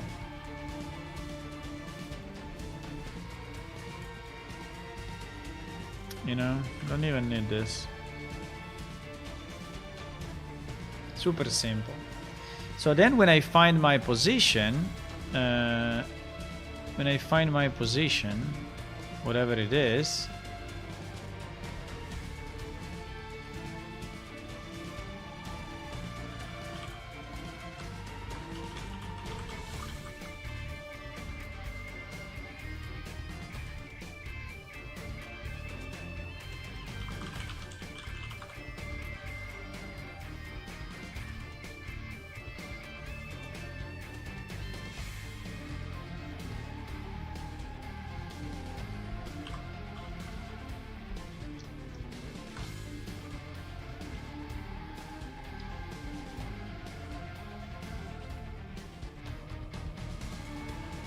oh, this is totally useless.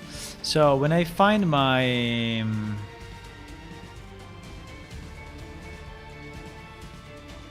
my thing, which by the way I think it should just be find target position. Come on. I just do a find target position, right? Nothing else. Then when I find this, and I decide the range, so we will pass it based on the spell. Certain spell will be maximum 200 or whatever, right? And this range is the range of the trace, so... Well, actually, if we do like this, we have the usual problem of the camera distance from the character, and that's a bit annoying. So I think we should add on top of this the distance from the character to the camera. Right? I think we should do this. We should do get actor location, get location, get world location. No, I think we can do even better. Get distance. Wasn't there a get distance from? I think it's only on the actor, eh? Get distance to. There was a get distance to, but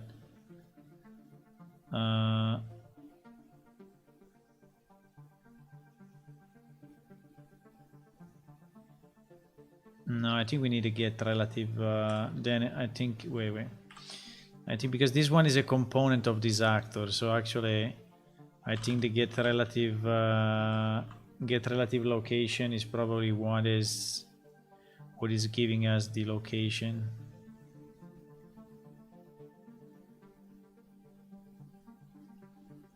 And then we can do just the minus of the actor location, and I think would be good, right?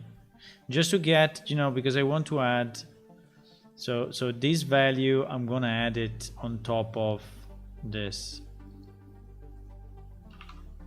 because I want to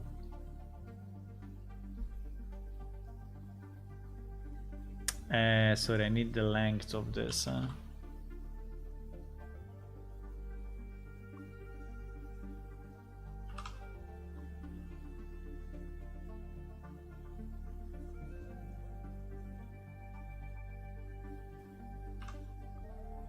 right? I mean, in whatever direction it is, we are gonna add, in whatever direction it's pointing to, we're gonna add on top the distance between the player and the camera, so that the range now is the real range.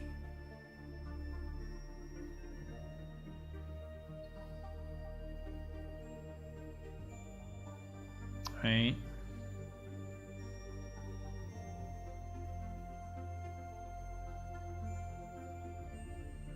And then you stay with the hope that I implement some nice new visual effects and some strange new skills.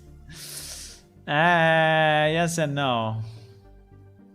Yes, maybe, I don't know. So no, I'm trying to create the marker for the spell effects, right? So the marker that you can use to target a spell effect. So this is what I'm trying to do.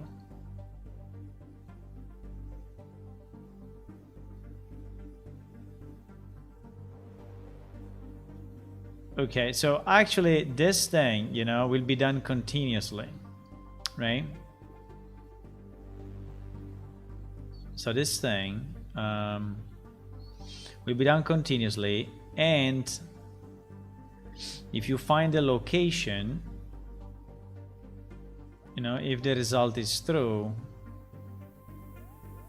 wait. If the result is true, then we will create the particle in that place, right? And if the particle already exists, we will just update the particle in that place. So there will be, you know, a new variable which is just, you know, is current AoE target, something like that. Current AoE target, which is nothing else than an actor, and which is our spawned actor, and this current AoE target, I mean, it can also be this one, right? But I mean, just for sake of whatever. But yeah, it has to be oriented the way we look, but that's a minor problem.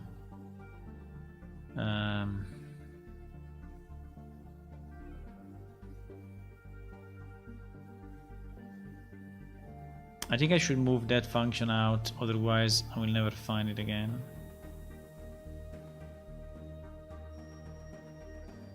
Let me remove this and put it in the main graph, otherwise I will lose it like a million times. Okay, so we put it here, and it is our find target position. Now, I think we can say that when I press T, we can have maybe a variable which is finding target, right? Finding target, and it is a Boolean variable, and let's say that when I press T, I enable finding target. I mean, it's a flip-flop, right? This would be a flip-flop.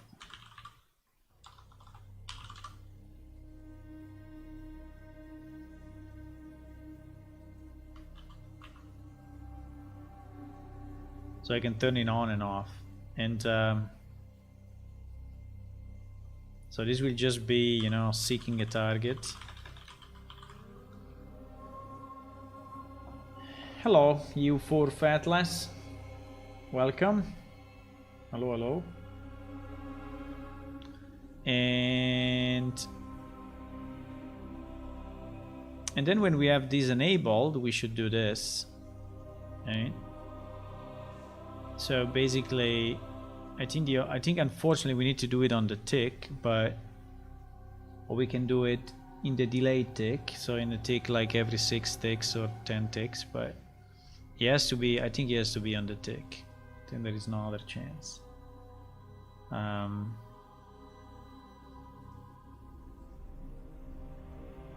think the character tick is actually empty.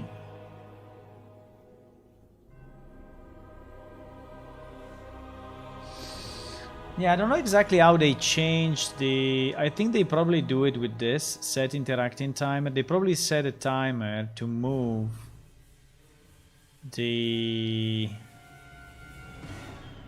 Check for interactable. No, that is for the interactable, but...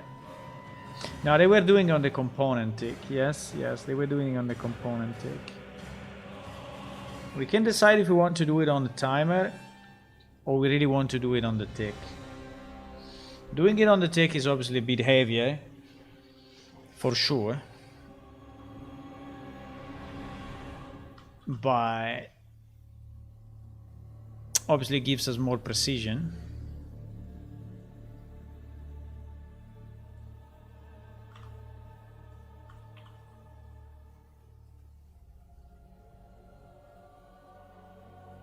But it's more costly.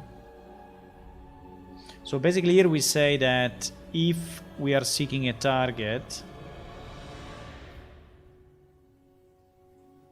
and by the way, you Fatless, thank you for saying hello.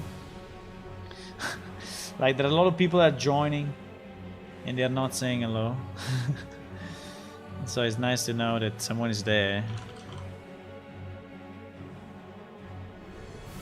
That I'm not speaking by myself, you know.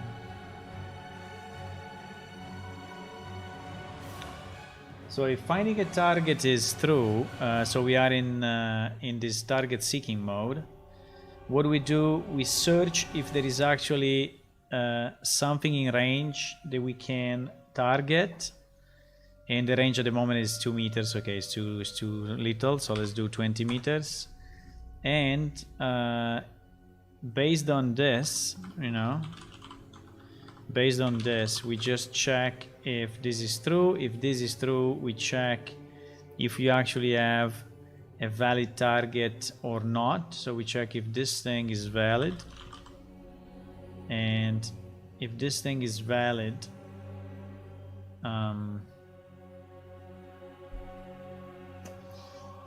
if this thing is valid, then what we need to do, we need to visualize the... No, if it's valid, we just need to update the position, right, of the effect. So we need to do this and then set location.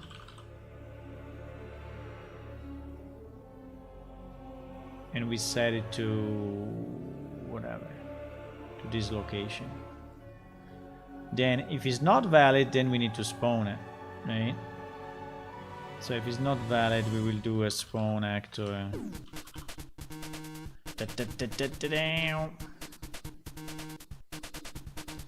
And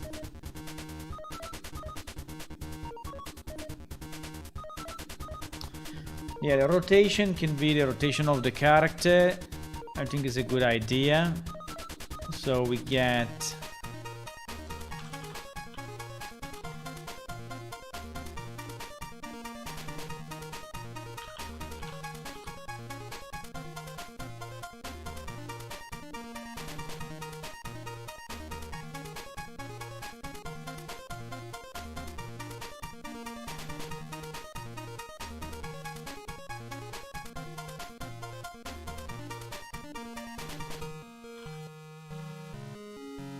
do we do it in the camera? Do we do it in the camera rotation? Or do we do it in the actor rotation?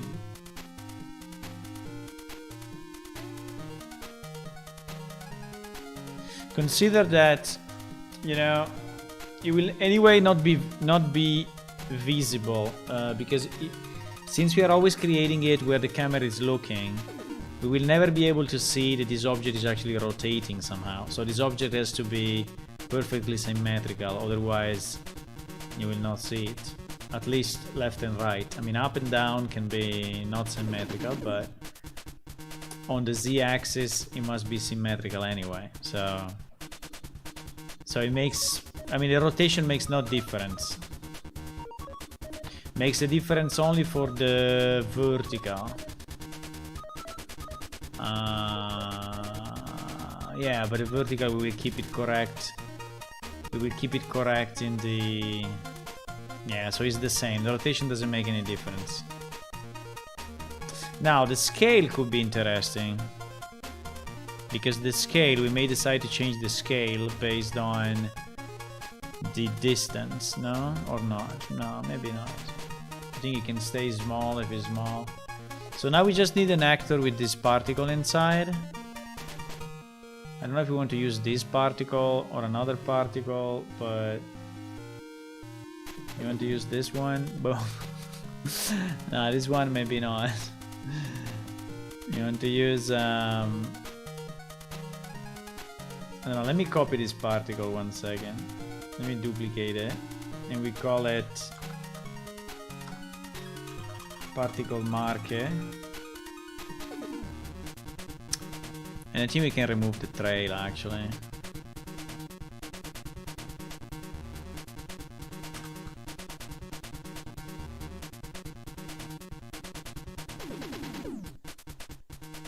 The glow also make no difference.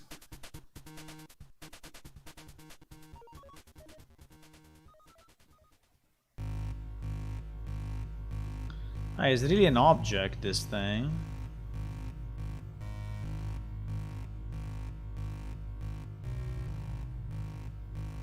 Wait.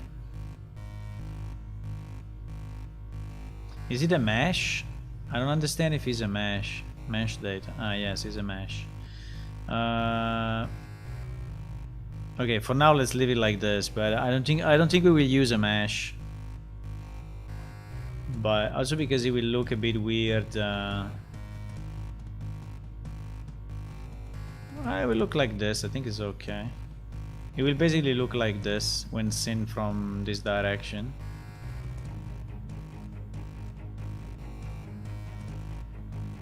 Okay, so we have our P marker.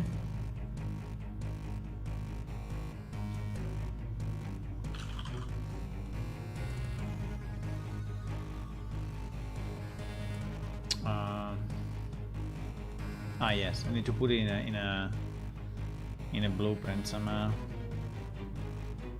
So we make a new blueprint class. She's an actor, and we call it marker. And inside a marker, we just add a particle system. The particle system will point to our marker particle.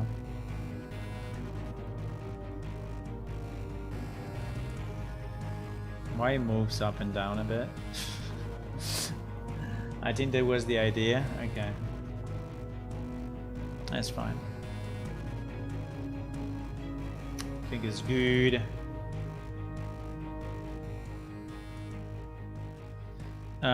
So we now what do we do? Now we have our marker blueprint, and so I can just go here and say, so now marker should appear. Yes, so we just create this thing and we associate it to our marker thingy, and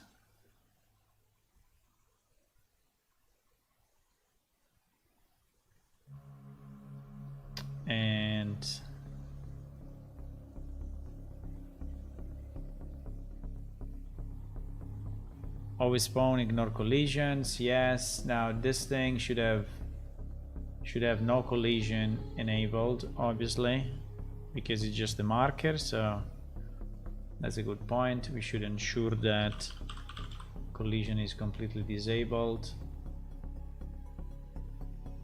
But it's a particle, so okay, so I think it will already have collision disabled. Okay, it's only a particle, so it doesn't have collision. So, and we will go, so with this,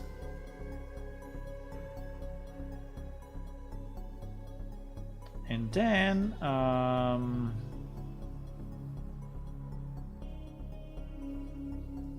yeah, so we spawn it in case it's not spawned yet, and we update its position in case it's that, and here we should just be sure when we are switching off the set target to destroy the to destroy the current. So I will destroy this guy. And I will set the current target to null, right?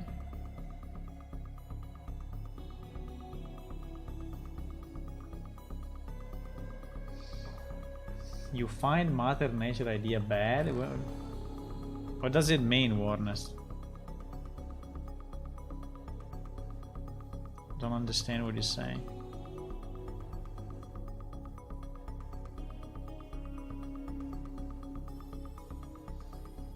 Okay. So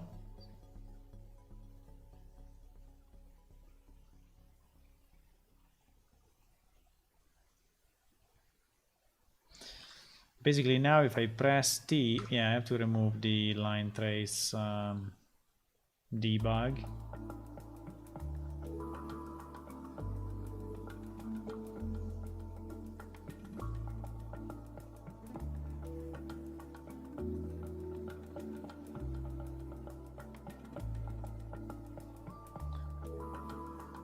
About trap and ability.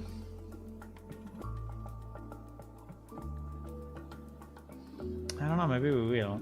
So if I press T now.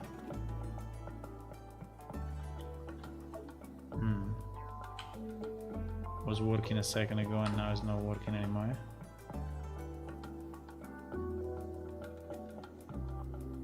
What?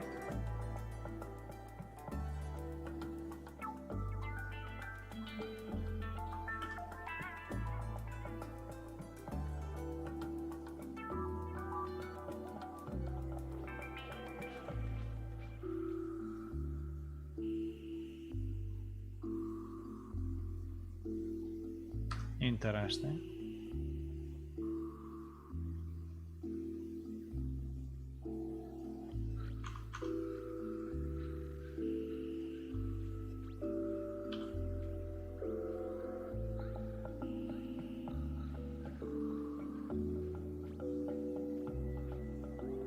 I think I fucked up something.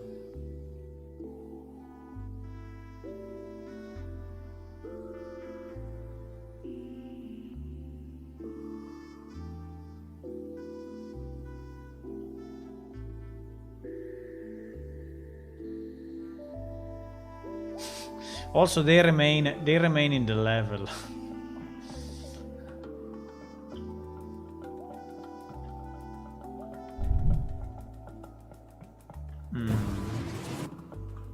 This guy's gonna kill me.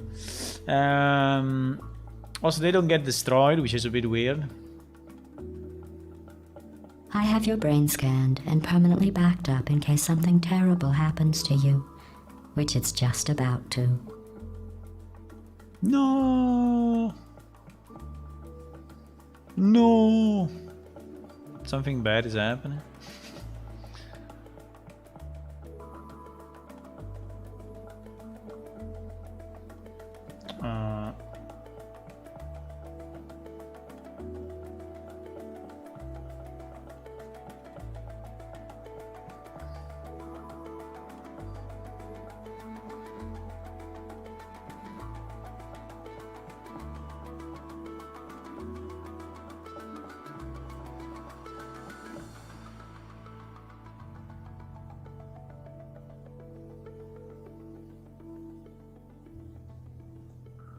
Ah, fuck, I switched the two.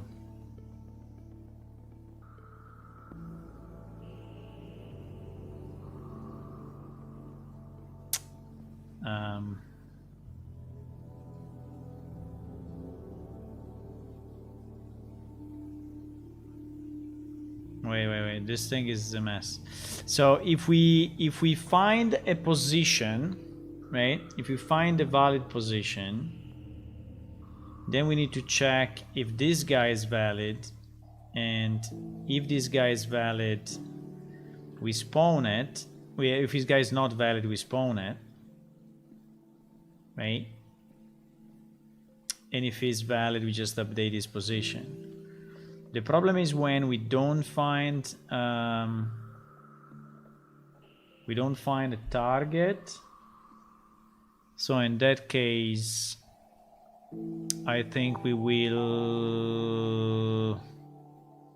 probably do nothing. If we don't find target, but we are still in seek mode, we don't update the position of the target anymore, or we just hide the target.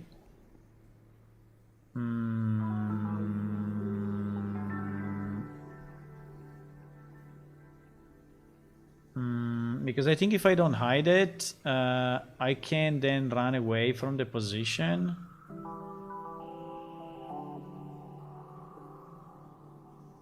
I think the addition of the vector to the camera is doing something weird.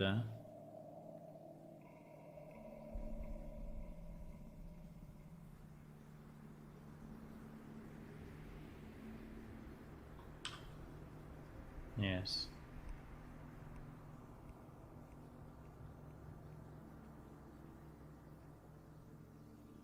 But why is not looking where the camera is looking?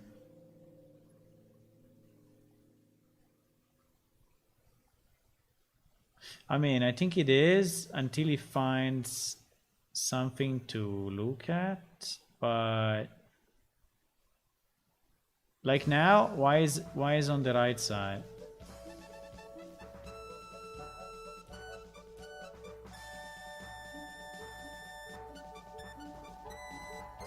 No, wait a second, I did something stupid here.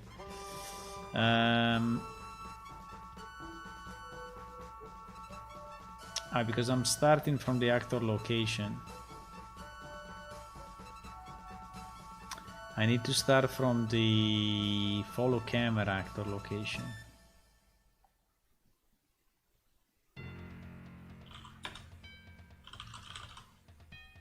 Right?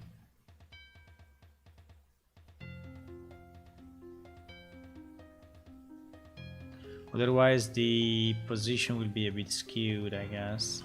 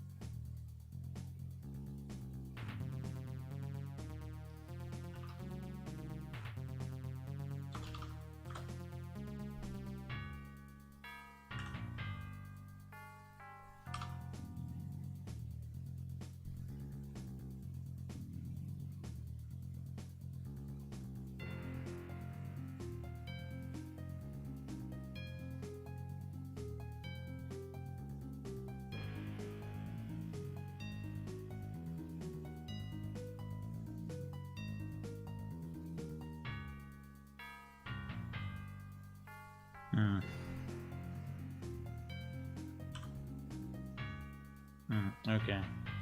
Now he's pointing where I want him to point.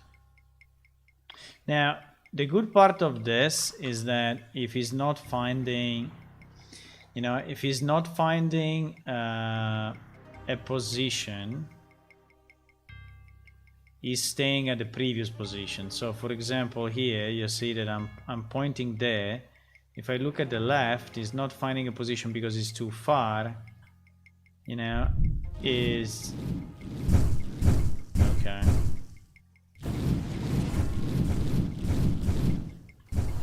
Let me do my thing. I'm dead. I'm dead.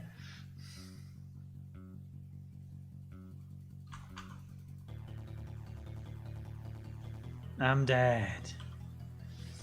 So I think that this can be the thing. Now, the only thing to decide, so this will basically be, the marker that we have for area of effect spells, right? So that's basically your marker. Now, the point is that if you are pointing in an impossible place, so let's say that I am pointing there forward in an impossible place, the marker will not appear. But as soon as I look at something that is actually in range, it will appear, right? Now, if I look again in something that is impossible, as you can see, the marker stays where is the last valid location.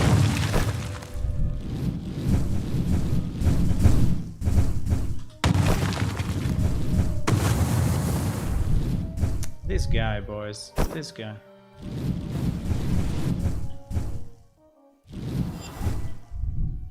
He's healing himself, he's doing everything.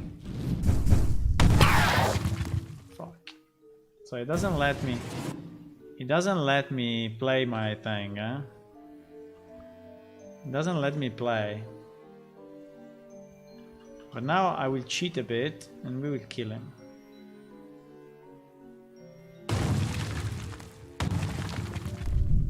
Fuck, he teleported. Oh, he's dead. He's dead. So the point is, if I'm pointing to a place which is impossible, you know, set the range for my trace. I set it. Maybe you didn't see, but I set the range. The range is the range of the spell. So, if, for example, this one is 20 meters. This one is 20 meters. So if it's after 20 meters, but I think it should disappear actually. Instead of staying in the last valid position, I think it should disappear, right? Yeah, I think it should disappear because otherwise, you know, it stays there. It's true that that is the last valid position, you know, but it would be needed in aim mode. Yes, this is what I'm doing. If I press T, I'm not in aim mode. If I press T, I am in aim mode. So now that is in this example. In our game is tab. If you press tab, you go in aim mode. But in this case will be if you need to target, I mean, if you need to cast a target spell, right?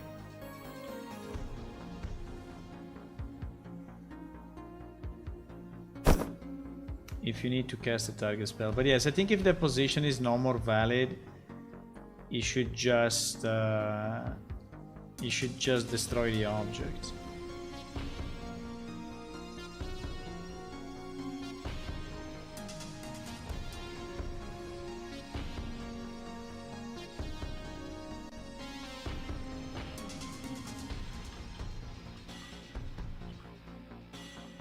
No, pressing down, I don't like it. It's the way they do it, but pressing down. I mean, if you are in combat and you need to target a spell, and you want to target it, but like moving as well and jumping and doing stuff, I don't want to force the player to hold down the key, you know, hold down the mouse.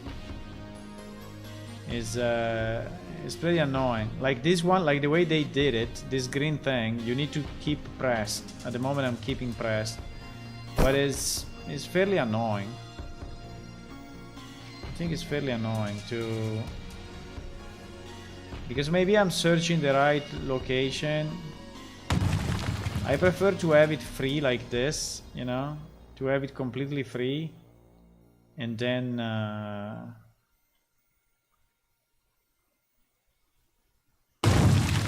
cast.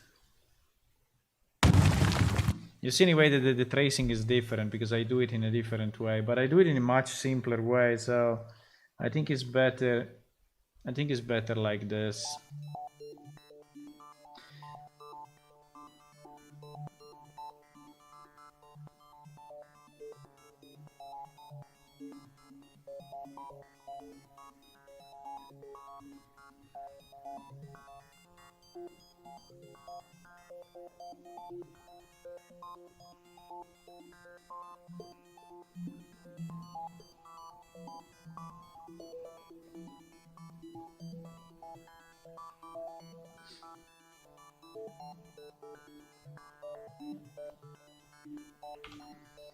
I don't understand too much why.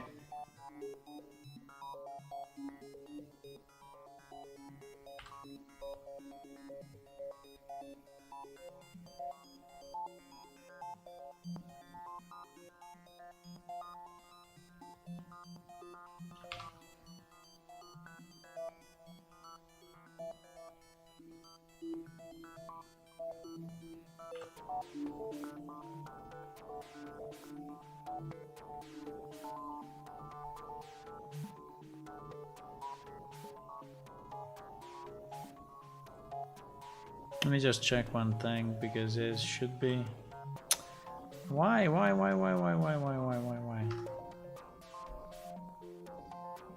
I just want to add the distance between my character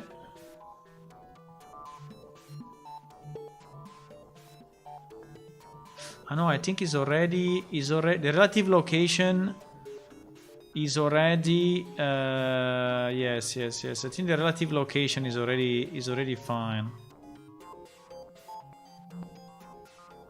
Yes. I think the relative location is already fine. Yeah, exactly.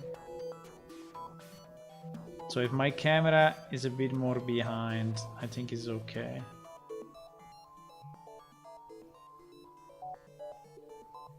Now, the big issue is, the case I was saying before. So, if you are here and you want to target someone that is at the top and is hiding, you will not easily be able to target him. But I mean, when he becomes visible, then you will.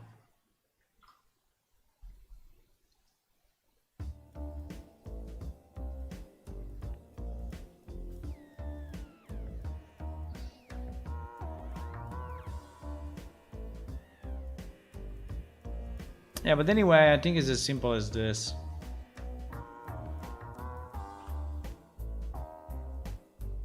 I think it is as simple as this thing.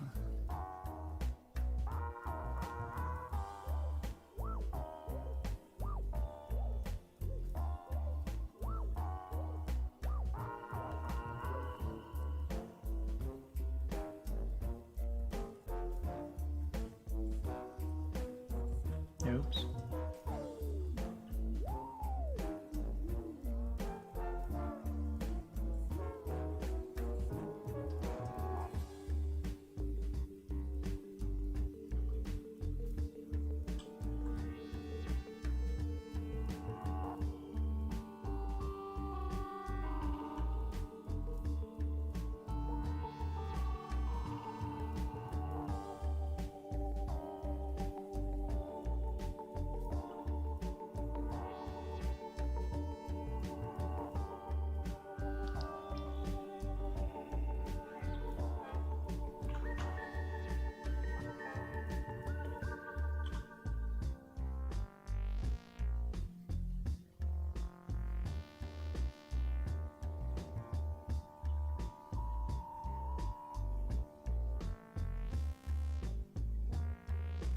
I think it's fine.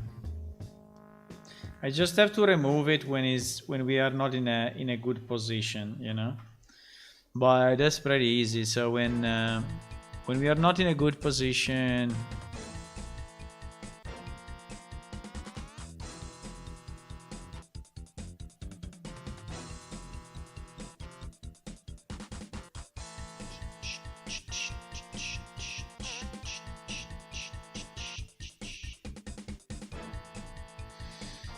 show while pressing down.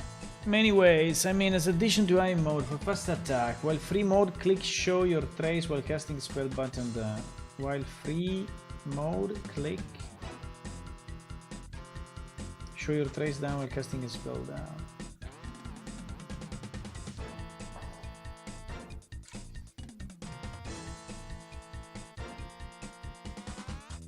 Yeah, the problem is that the way they did it is bound to the ground only, which is not something that we like. And also is doing a million calculations that we don't need. So what do you like about their I mean, it's just the shape of the effect, or because the shape of the effect we can change anytime, huh?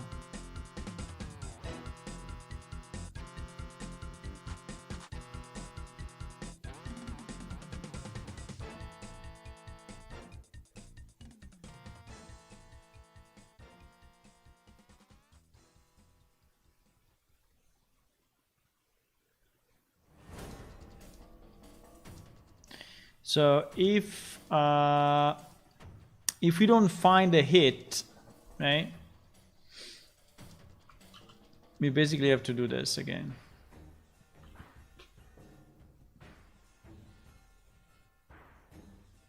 Right? If we don't find a hit.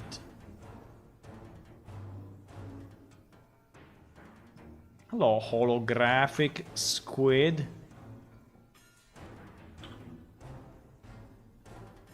So basically now, if it doesn't have a good position, it disappears, you see?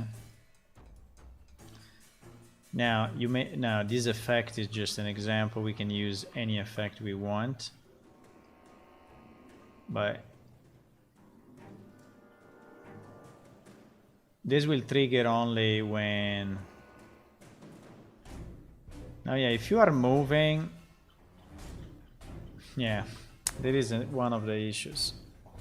Okay, so one of the issue is that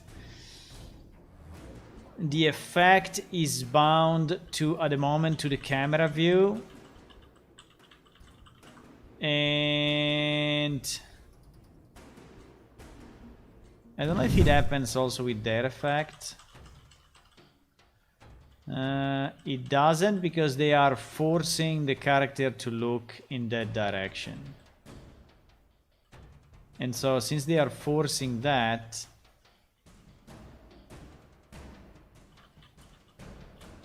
it does not happen. While, unfortunately, in our case, it's strange though, because it should not do it. Because the camera position it's pretty weird. Why is doing that?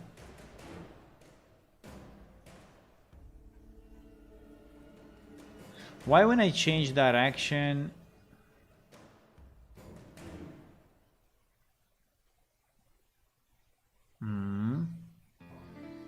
It's like if the camera position is going crazy or what?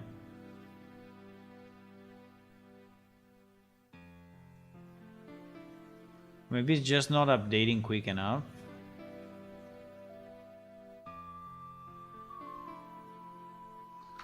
We can access it now. I'm trying to read property.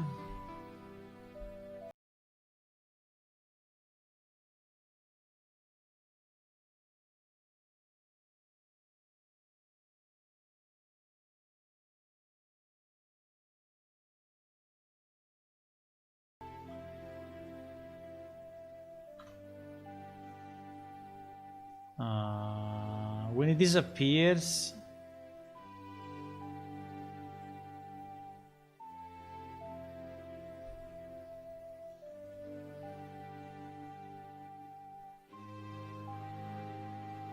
yeah, because we need anyway to do an is valid, I guess. We do anyway. Yeah, we need to check if it's valid before trying to destroy. Okay, that makes sense. We should not just destroy for the sake of destroying. And by the way, we should do the same. We should do the same here. I mean, this is a bit... but I don't understand why the camera... I mean, when my character is turning, the camera is shaking so much.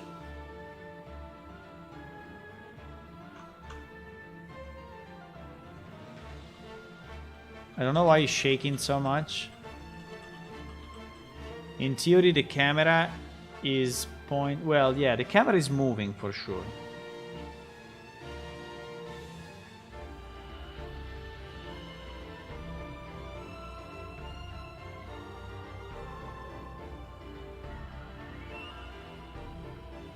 The camera is... But the camera is not shaking like this.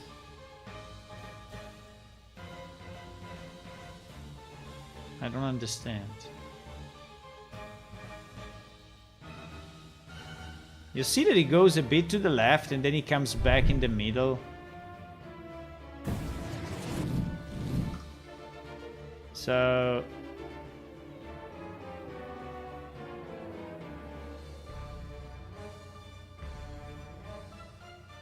You mean that when you're casting you have to hold the mouse button down? I don't like it too much because you maybe want to do other stuff meanwhile, you know, with your right mouse click or with the keyboard or moving the mouse to look around, and looking around with the button pressed is not really, I don't know, I don't like it personally. I mean, try to look around with the mouse clicked, right? If you have to scroll like to the right a bit and you have to raise your mouse, it will be very uncomfortable. So ALS, man, here we are in a clean project. We are in a clean project, so ALS is not involved. There is a default third-person example.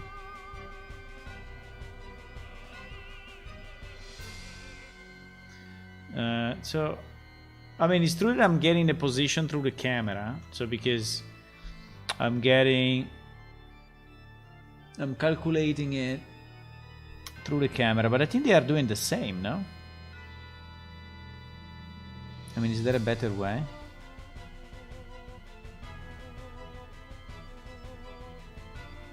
Because here I'm getting the follow camera forward vector and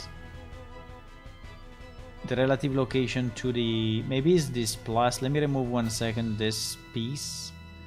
Let me remove 1 second this piece here. Yes, because if it's that, I can fix it another way. No, it's still doing it. A bit less, but it's still doing it. Fuck. Is the forward vector of the camera that is messing it up?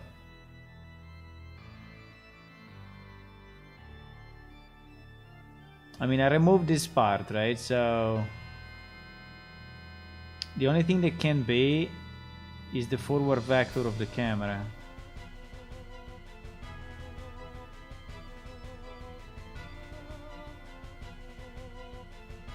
I mean, I can get the forward vector of the character. The problem is that the forward vector of the character will not be a great idea, right? Because I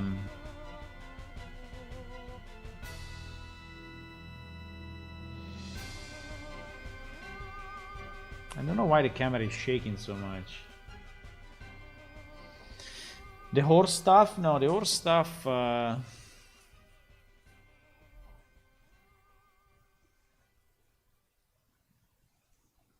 The horse stuff was, I think, was something different.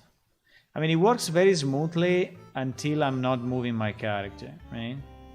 When I start to move my character, it start to look a bit shit.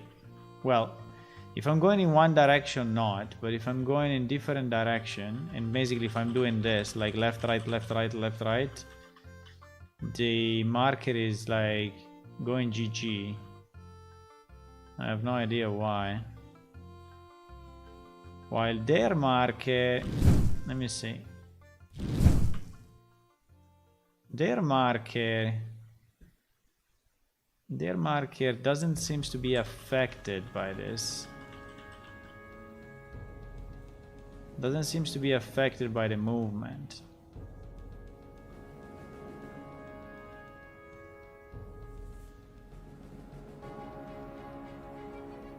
But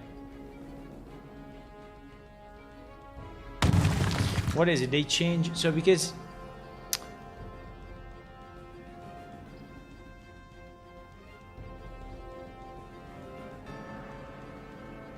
Well, it's also true that they don't do it on the tick.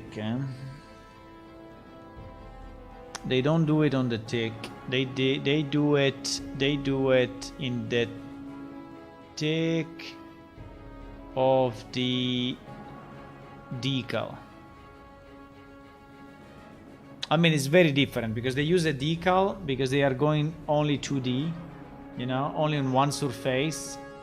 So they are going only 2D. I'm using a particle, which actually is using also a mesh, so maybe a bit more, and maybe a bit more heavy, but still, you know what we can do? Maybe if we do.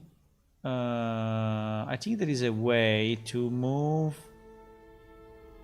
If I do sweep instead of selector location, right? Let's say that we do sweep. Let's see what happens. Because I think sweep is like trying to move the object smoothly in that location. But no, it's not. I mean, it's working well while it's in...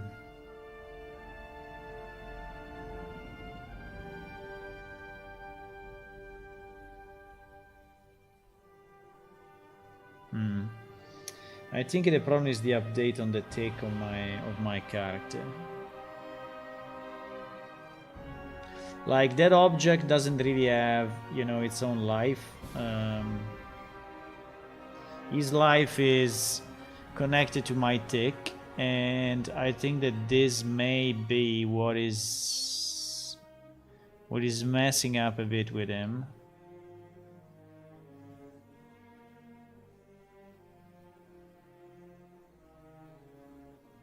Right? Let me see if there is a better example of a target, of a 3D target.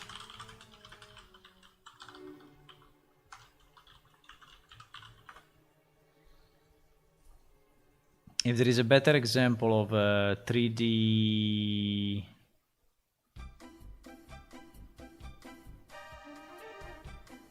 target point actors. What is this? Hey, no, but I don't need it 2D, I need it 3D, eh? Can it be 3D?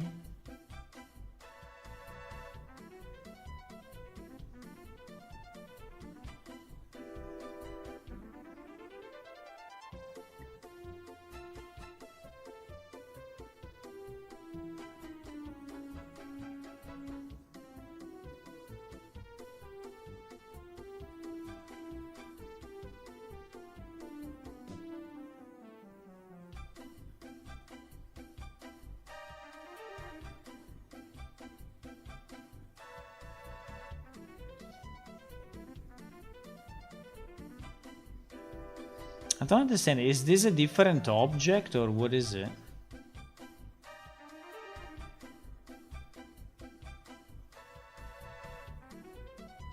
Is it a different class or? Ah, yes, target point.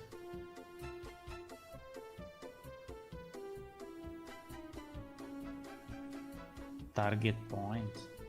What is that? I never use the target point. What is a target point?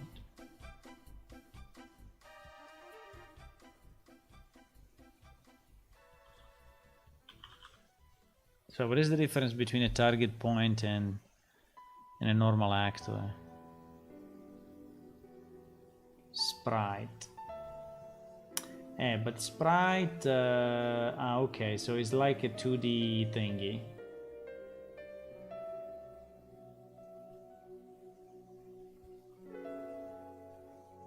Because it must be a texture. So it's like putting on screen a 2D effect. But you can obviously use it to spawn some particle as well. I'm just wondering why. I mean, I think our example works well, but it only has the issue when the camera is moving. In all other occasion is okay. So for example here, you know, where I have these objects, you know, it's properly working and is smooth enough, you know. Is smooth enough. The issue is when I'm moving the camera. It's like it's sensitive to my rotation, because like if I'm rotated this way, you know, and I continue to go this way, it's not giving any problem. But as soon as I change direction, it's going crazy. So it's not moving that is making him mad. Why you're attacking me? I'm trying to do some tests here, okay? Let me do my tests. Please. I will kill you with this.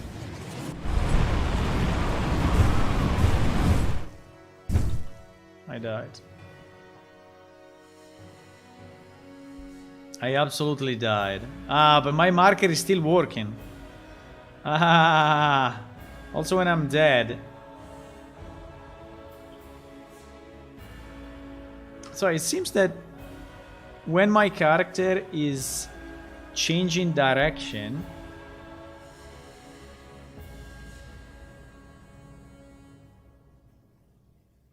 it's like if the camera is like shaking for a second, but we don't see it because we are looking through the camera, right? So if the camera was shaking, then we would see the camera shake, but we are not seeing the camera shaking. So why is that happening? I have no idea.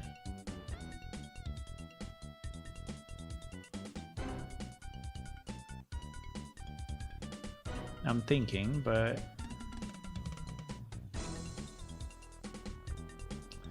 so what I do on the tick, I check if I'm searching a target and I am finding the final location through a trace. I mean, in theory, it's the same as the trace itself, you know? It's the same as the trace, because the trace is doing... Well, it's doing it a bit different, because the trace is only a line, but still, you know? It's the same thing. Yeah, actually, also the trace has the same problem.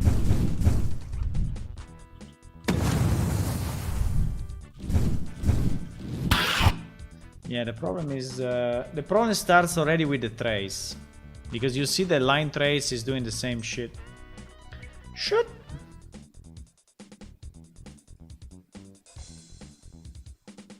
How do I smooth that? How do I make it smooth?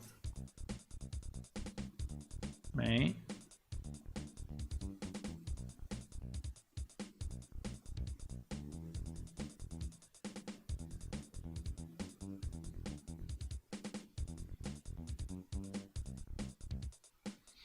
Total GG, yes, I died. I can remove for a second the... Let me remove this, okay? So we just go with the trace. We just go with the trace. And you see that...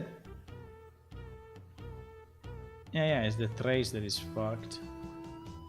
Also the trace, as soon as I change direction, is going crazy.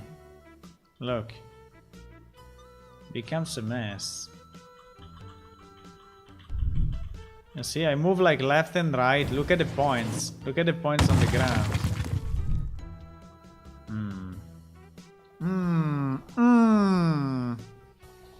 And this is because we are using the camera.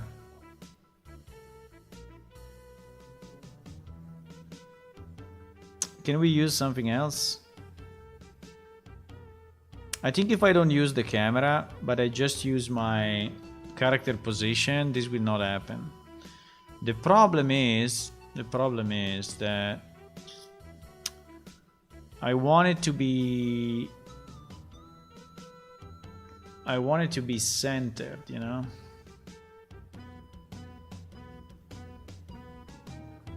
Because they do a trick, you know? The trick that they do is that they force the character to look in that direction. We could do the same, you know, but that's a bit of a trick. So they force the character to look straight, and so obviously they can point in the middle of the screen, you know?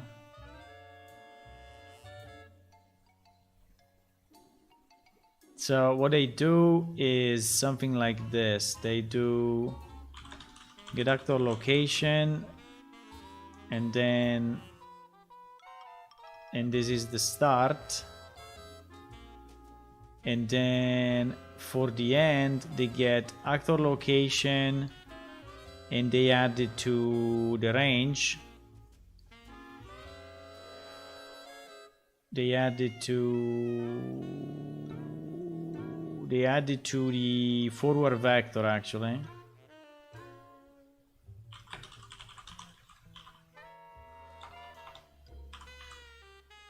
They add it to the actor forward vector, which is then multiplied by the range or something. And then this one is added to this, right? So in this case the camera is completely excluded, but you know, you are basically always pointing forward somehow.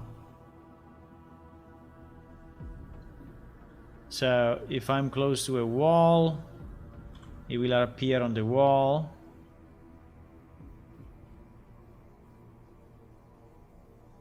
So it's basically always my forward vector. And in this case it's not going crazy because it's just, well, it's going crazy. It's moving as my character is moving. So it's anyway spreading a bit left and right.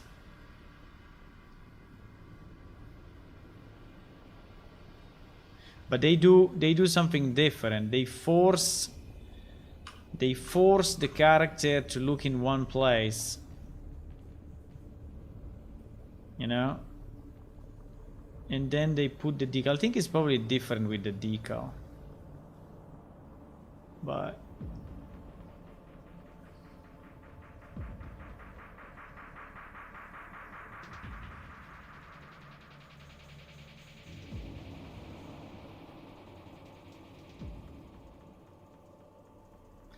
no, but yeah, I have error, only me, but the technique is completely different, you know? So we are using two completely different techniques. So they are using a decal and they are forcing the position on the ground based on a distance, an hypothetical distance between the range I'm looking at and the ground. Okay, so they are forcing this. While I wanted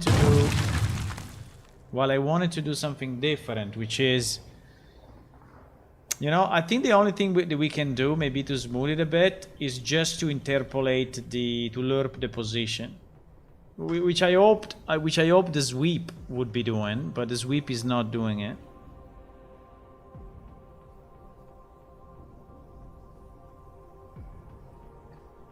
So if the position is very far away, I think we can interpolate it a bit.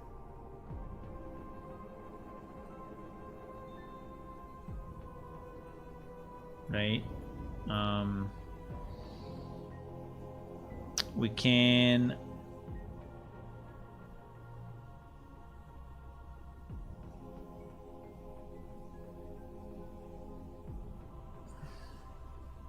the problem is that if then you are moving very fast,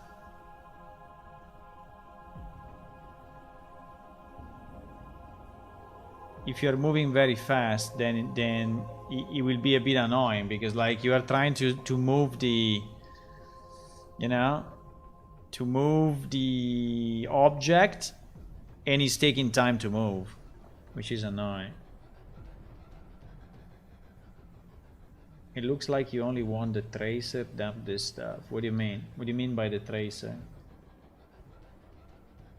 I want a 3D object in the position of the tracer. Okay, so that's the goal.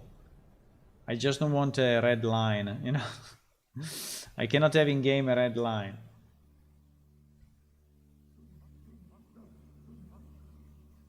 So I want my object to be in the right position.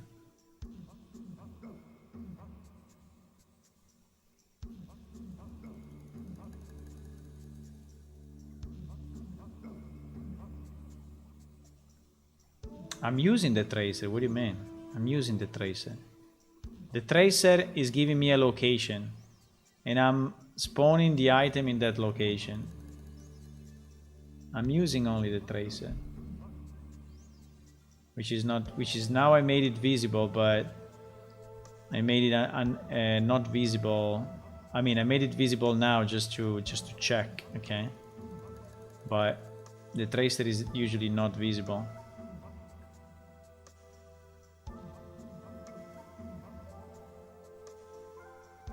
I'm using only the tracer to get the position, and then from the position I'm just spawning the object, right?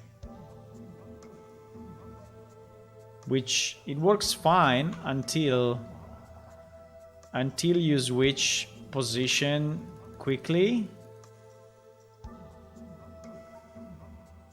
Okay, sorry, now is looking, now is bound to the other function.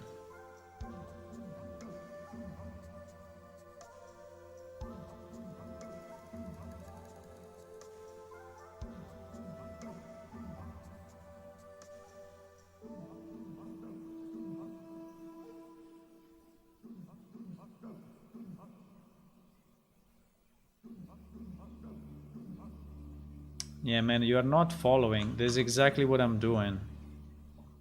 It is exactly what I'm doing. I'm getting the tracer hit and I'm spawning the stuff there. That is exactly what I'm doing. The problem is that when the camera is moving, you know, the position of the beam changes very quickly as well. Because I think there is then a kind of a compensation probably that is going on to avoid the camera to be shaking. That I don't know. Maybe the camera is interpolated. Maybe the camera has this smooth movement by purpose, you know. I don't know exactly how the camera is working. But the real trace is that one. Is the one that you see. So that's the real trace.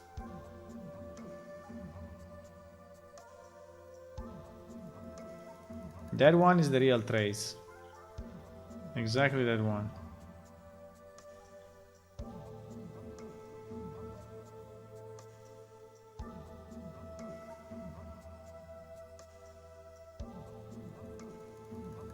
The spell is just a market. I can place anything. I can place a cube, you know, it's just an example. It's just an example. I mean, we can try without the particle if... That could be a good test. If without the particle is different. Like if it's only a cube, what happens? Because maybe it's the particle which is fucking up. That could be. That could be. That I can try.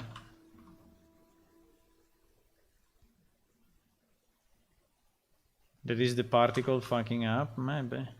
Let me see. Holy shit, what is that? Why is it coming towards me? What the Ow.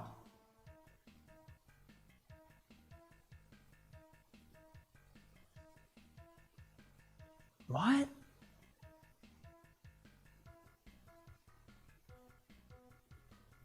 What? What? What is going on?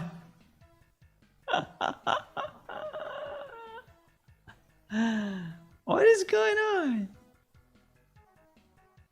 No, but it's interesting though, because it means there is something else fucked up, right?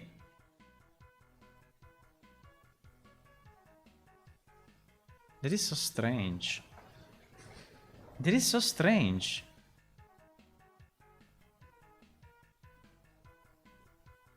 Wait. Let me try. Let me try this 1 second, which is the other version without a camera. There is something else. Holy shit. What the fuck is going on? Why this cube is coming to me? I don't get it. So I do a trace between me and the end of me, excluding myself, for war static, war dynamic, and pawn, and I get a location. This location is used to just spawn the actor. Right? Now, how is it possible that it moves to me? I mean, there is like gravity enabled in this level, and things are enabled gravity. I can remove enable gravity. I don't know. It's like, it looks like he has physics into it. That is so weird.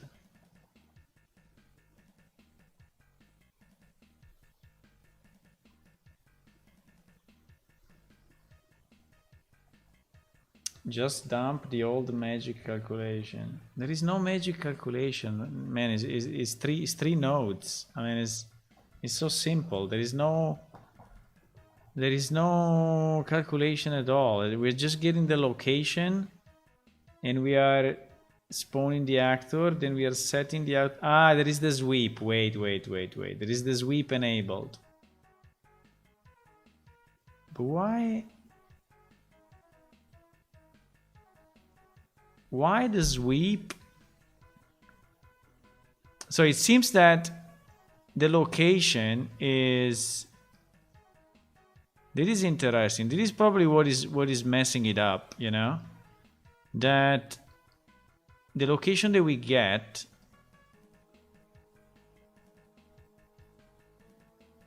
is not a... I don't know why, but... Let me try to print the location, but it seems that the location that we get is not stable. It's not a stable location.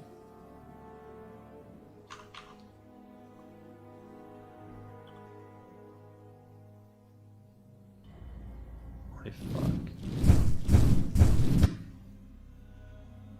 And why then these guys are attacking me? This is the other thing that I don't understand. Why that guy is attacking me when I spawn my cube?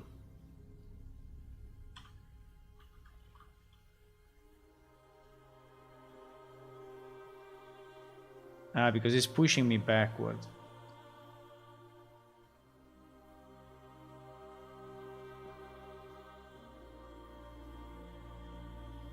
You see the location?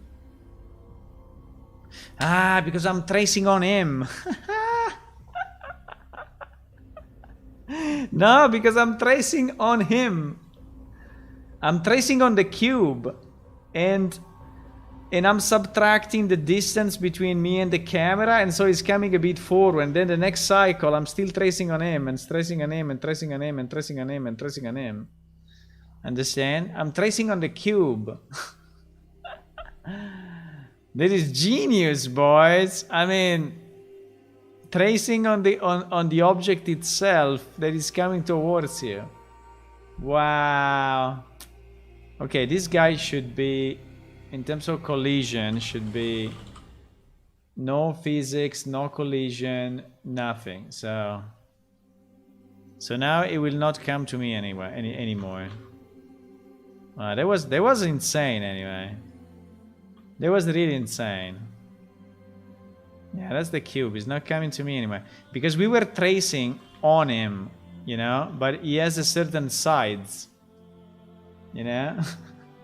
He has a certain size, so we were tracing him back. Okay, let me see if the cube is not fucking up the position anymore. Because maybe with the cube, maybe it was the particle that was really, really, really crazy. But I don't think so.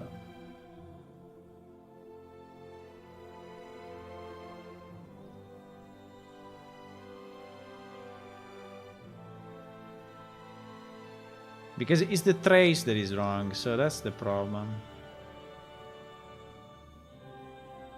I mean, not wrong, but... You see, it's good as long as I don't move. When I start to move, it goes like this. I mean, obviously if I move less, it doesn't. Okay, but the point is that it's not just standing in the middle.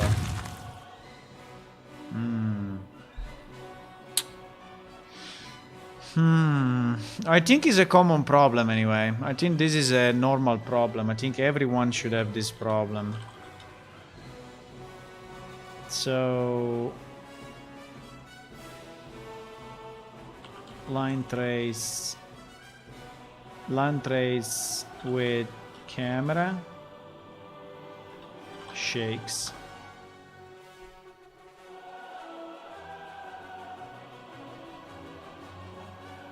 Yeah, exactly. Is an engine issue. I mean, it's a fundamental issue. It's nothing with my code. Is just something that is normal, you know, that it happens.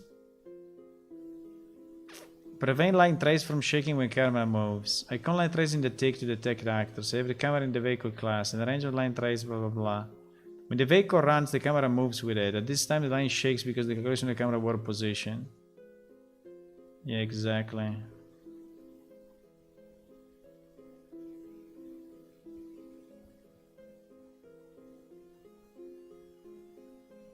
Get actor location, but...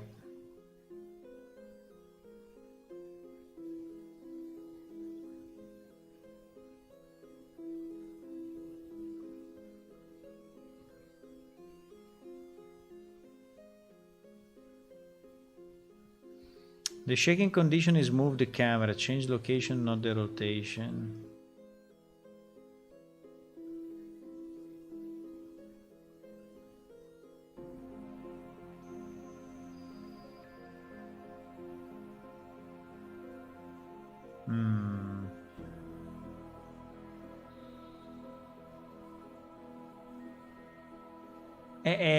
This guy is taking the actor location, I understand, but in our case we want to get the camera one. I don't know why this has been voted, but I don't think it's considered an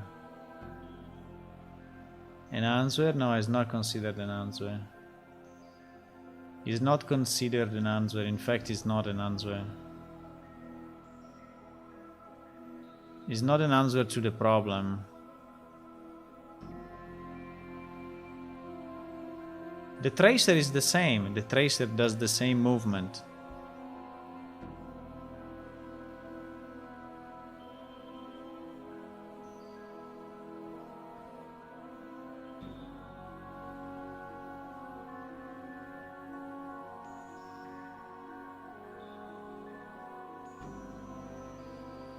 Yes, exactly the same problem here.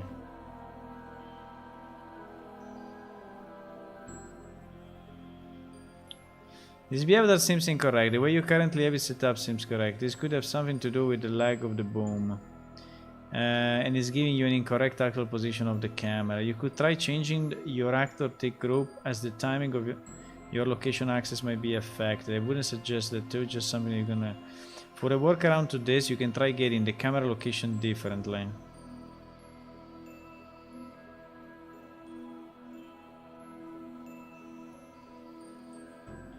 Ah, this is a very good idea. This is a very good idea. This is a very good idea.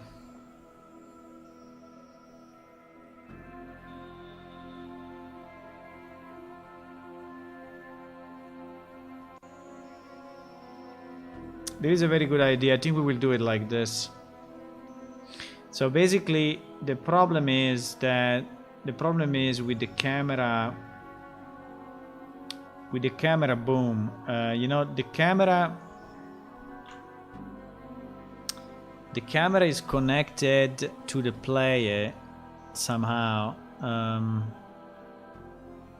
You know, this is the camera.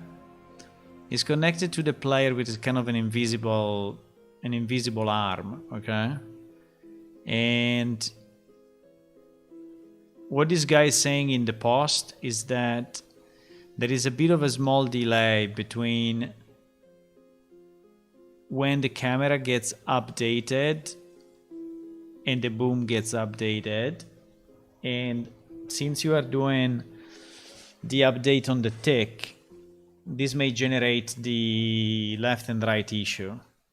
So what this guy is suggesting is, instead of using the camera position and the boom, since you want the center of the screen, because we decided we want the center of the screen, is to use, you know, the viewport location and then convert it to word space.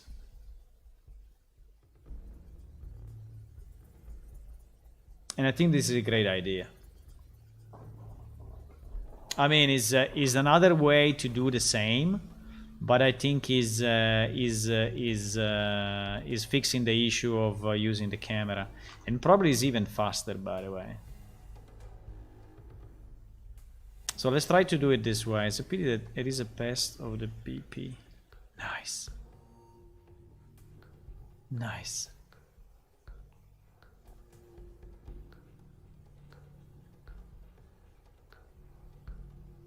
Click in the text area, Control A, Control C.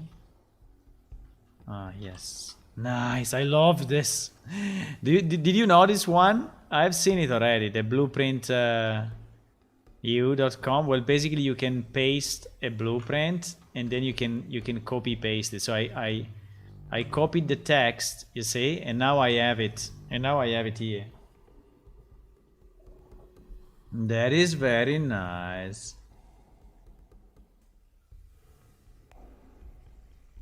So what this guy is saying is get player controller, get viewport size, divided by 2 to find the center. So here is finding the center.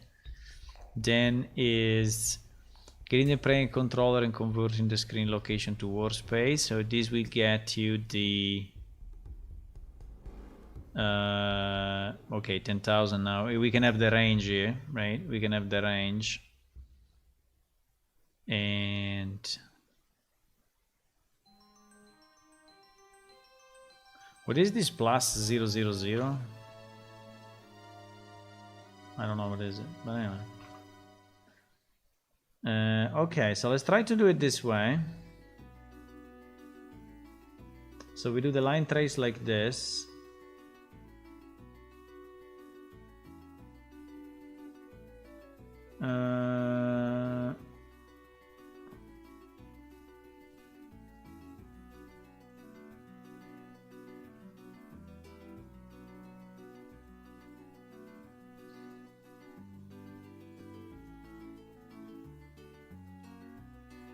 So this we don't care. This we...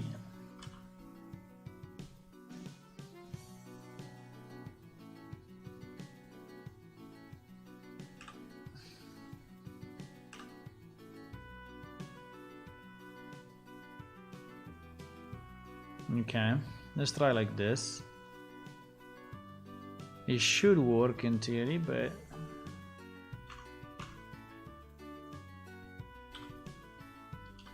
I love this guy. I love this guy. Where are you? Where are you? Where are you? Where are you, man? +1. Best solution ever. Let me reply.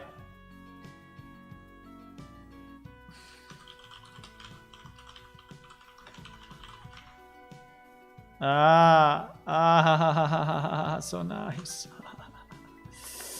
I don't know if he has any side effects, but I don't think so. So we can replace the cube with the particle again if we want.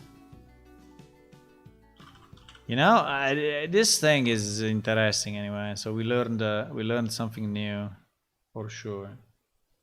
We learned that.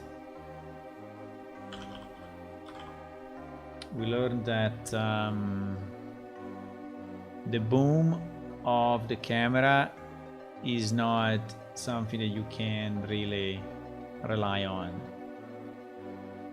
You know?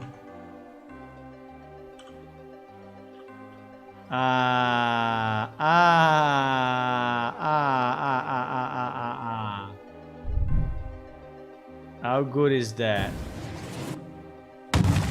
How good is that?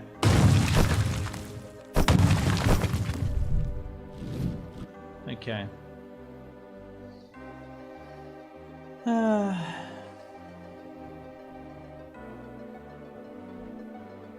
Very nice. It's a very good solution.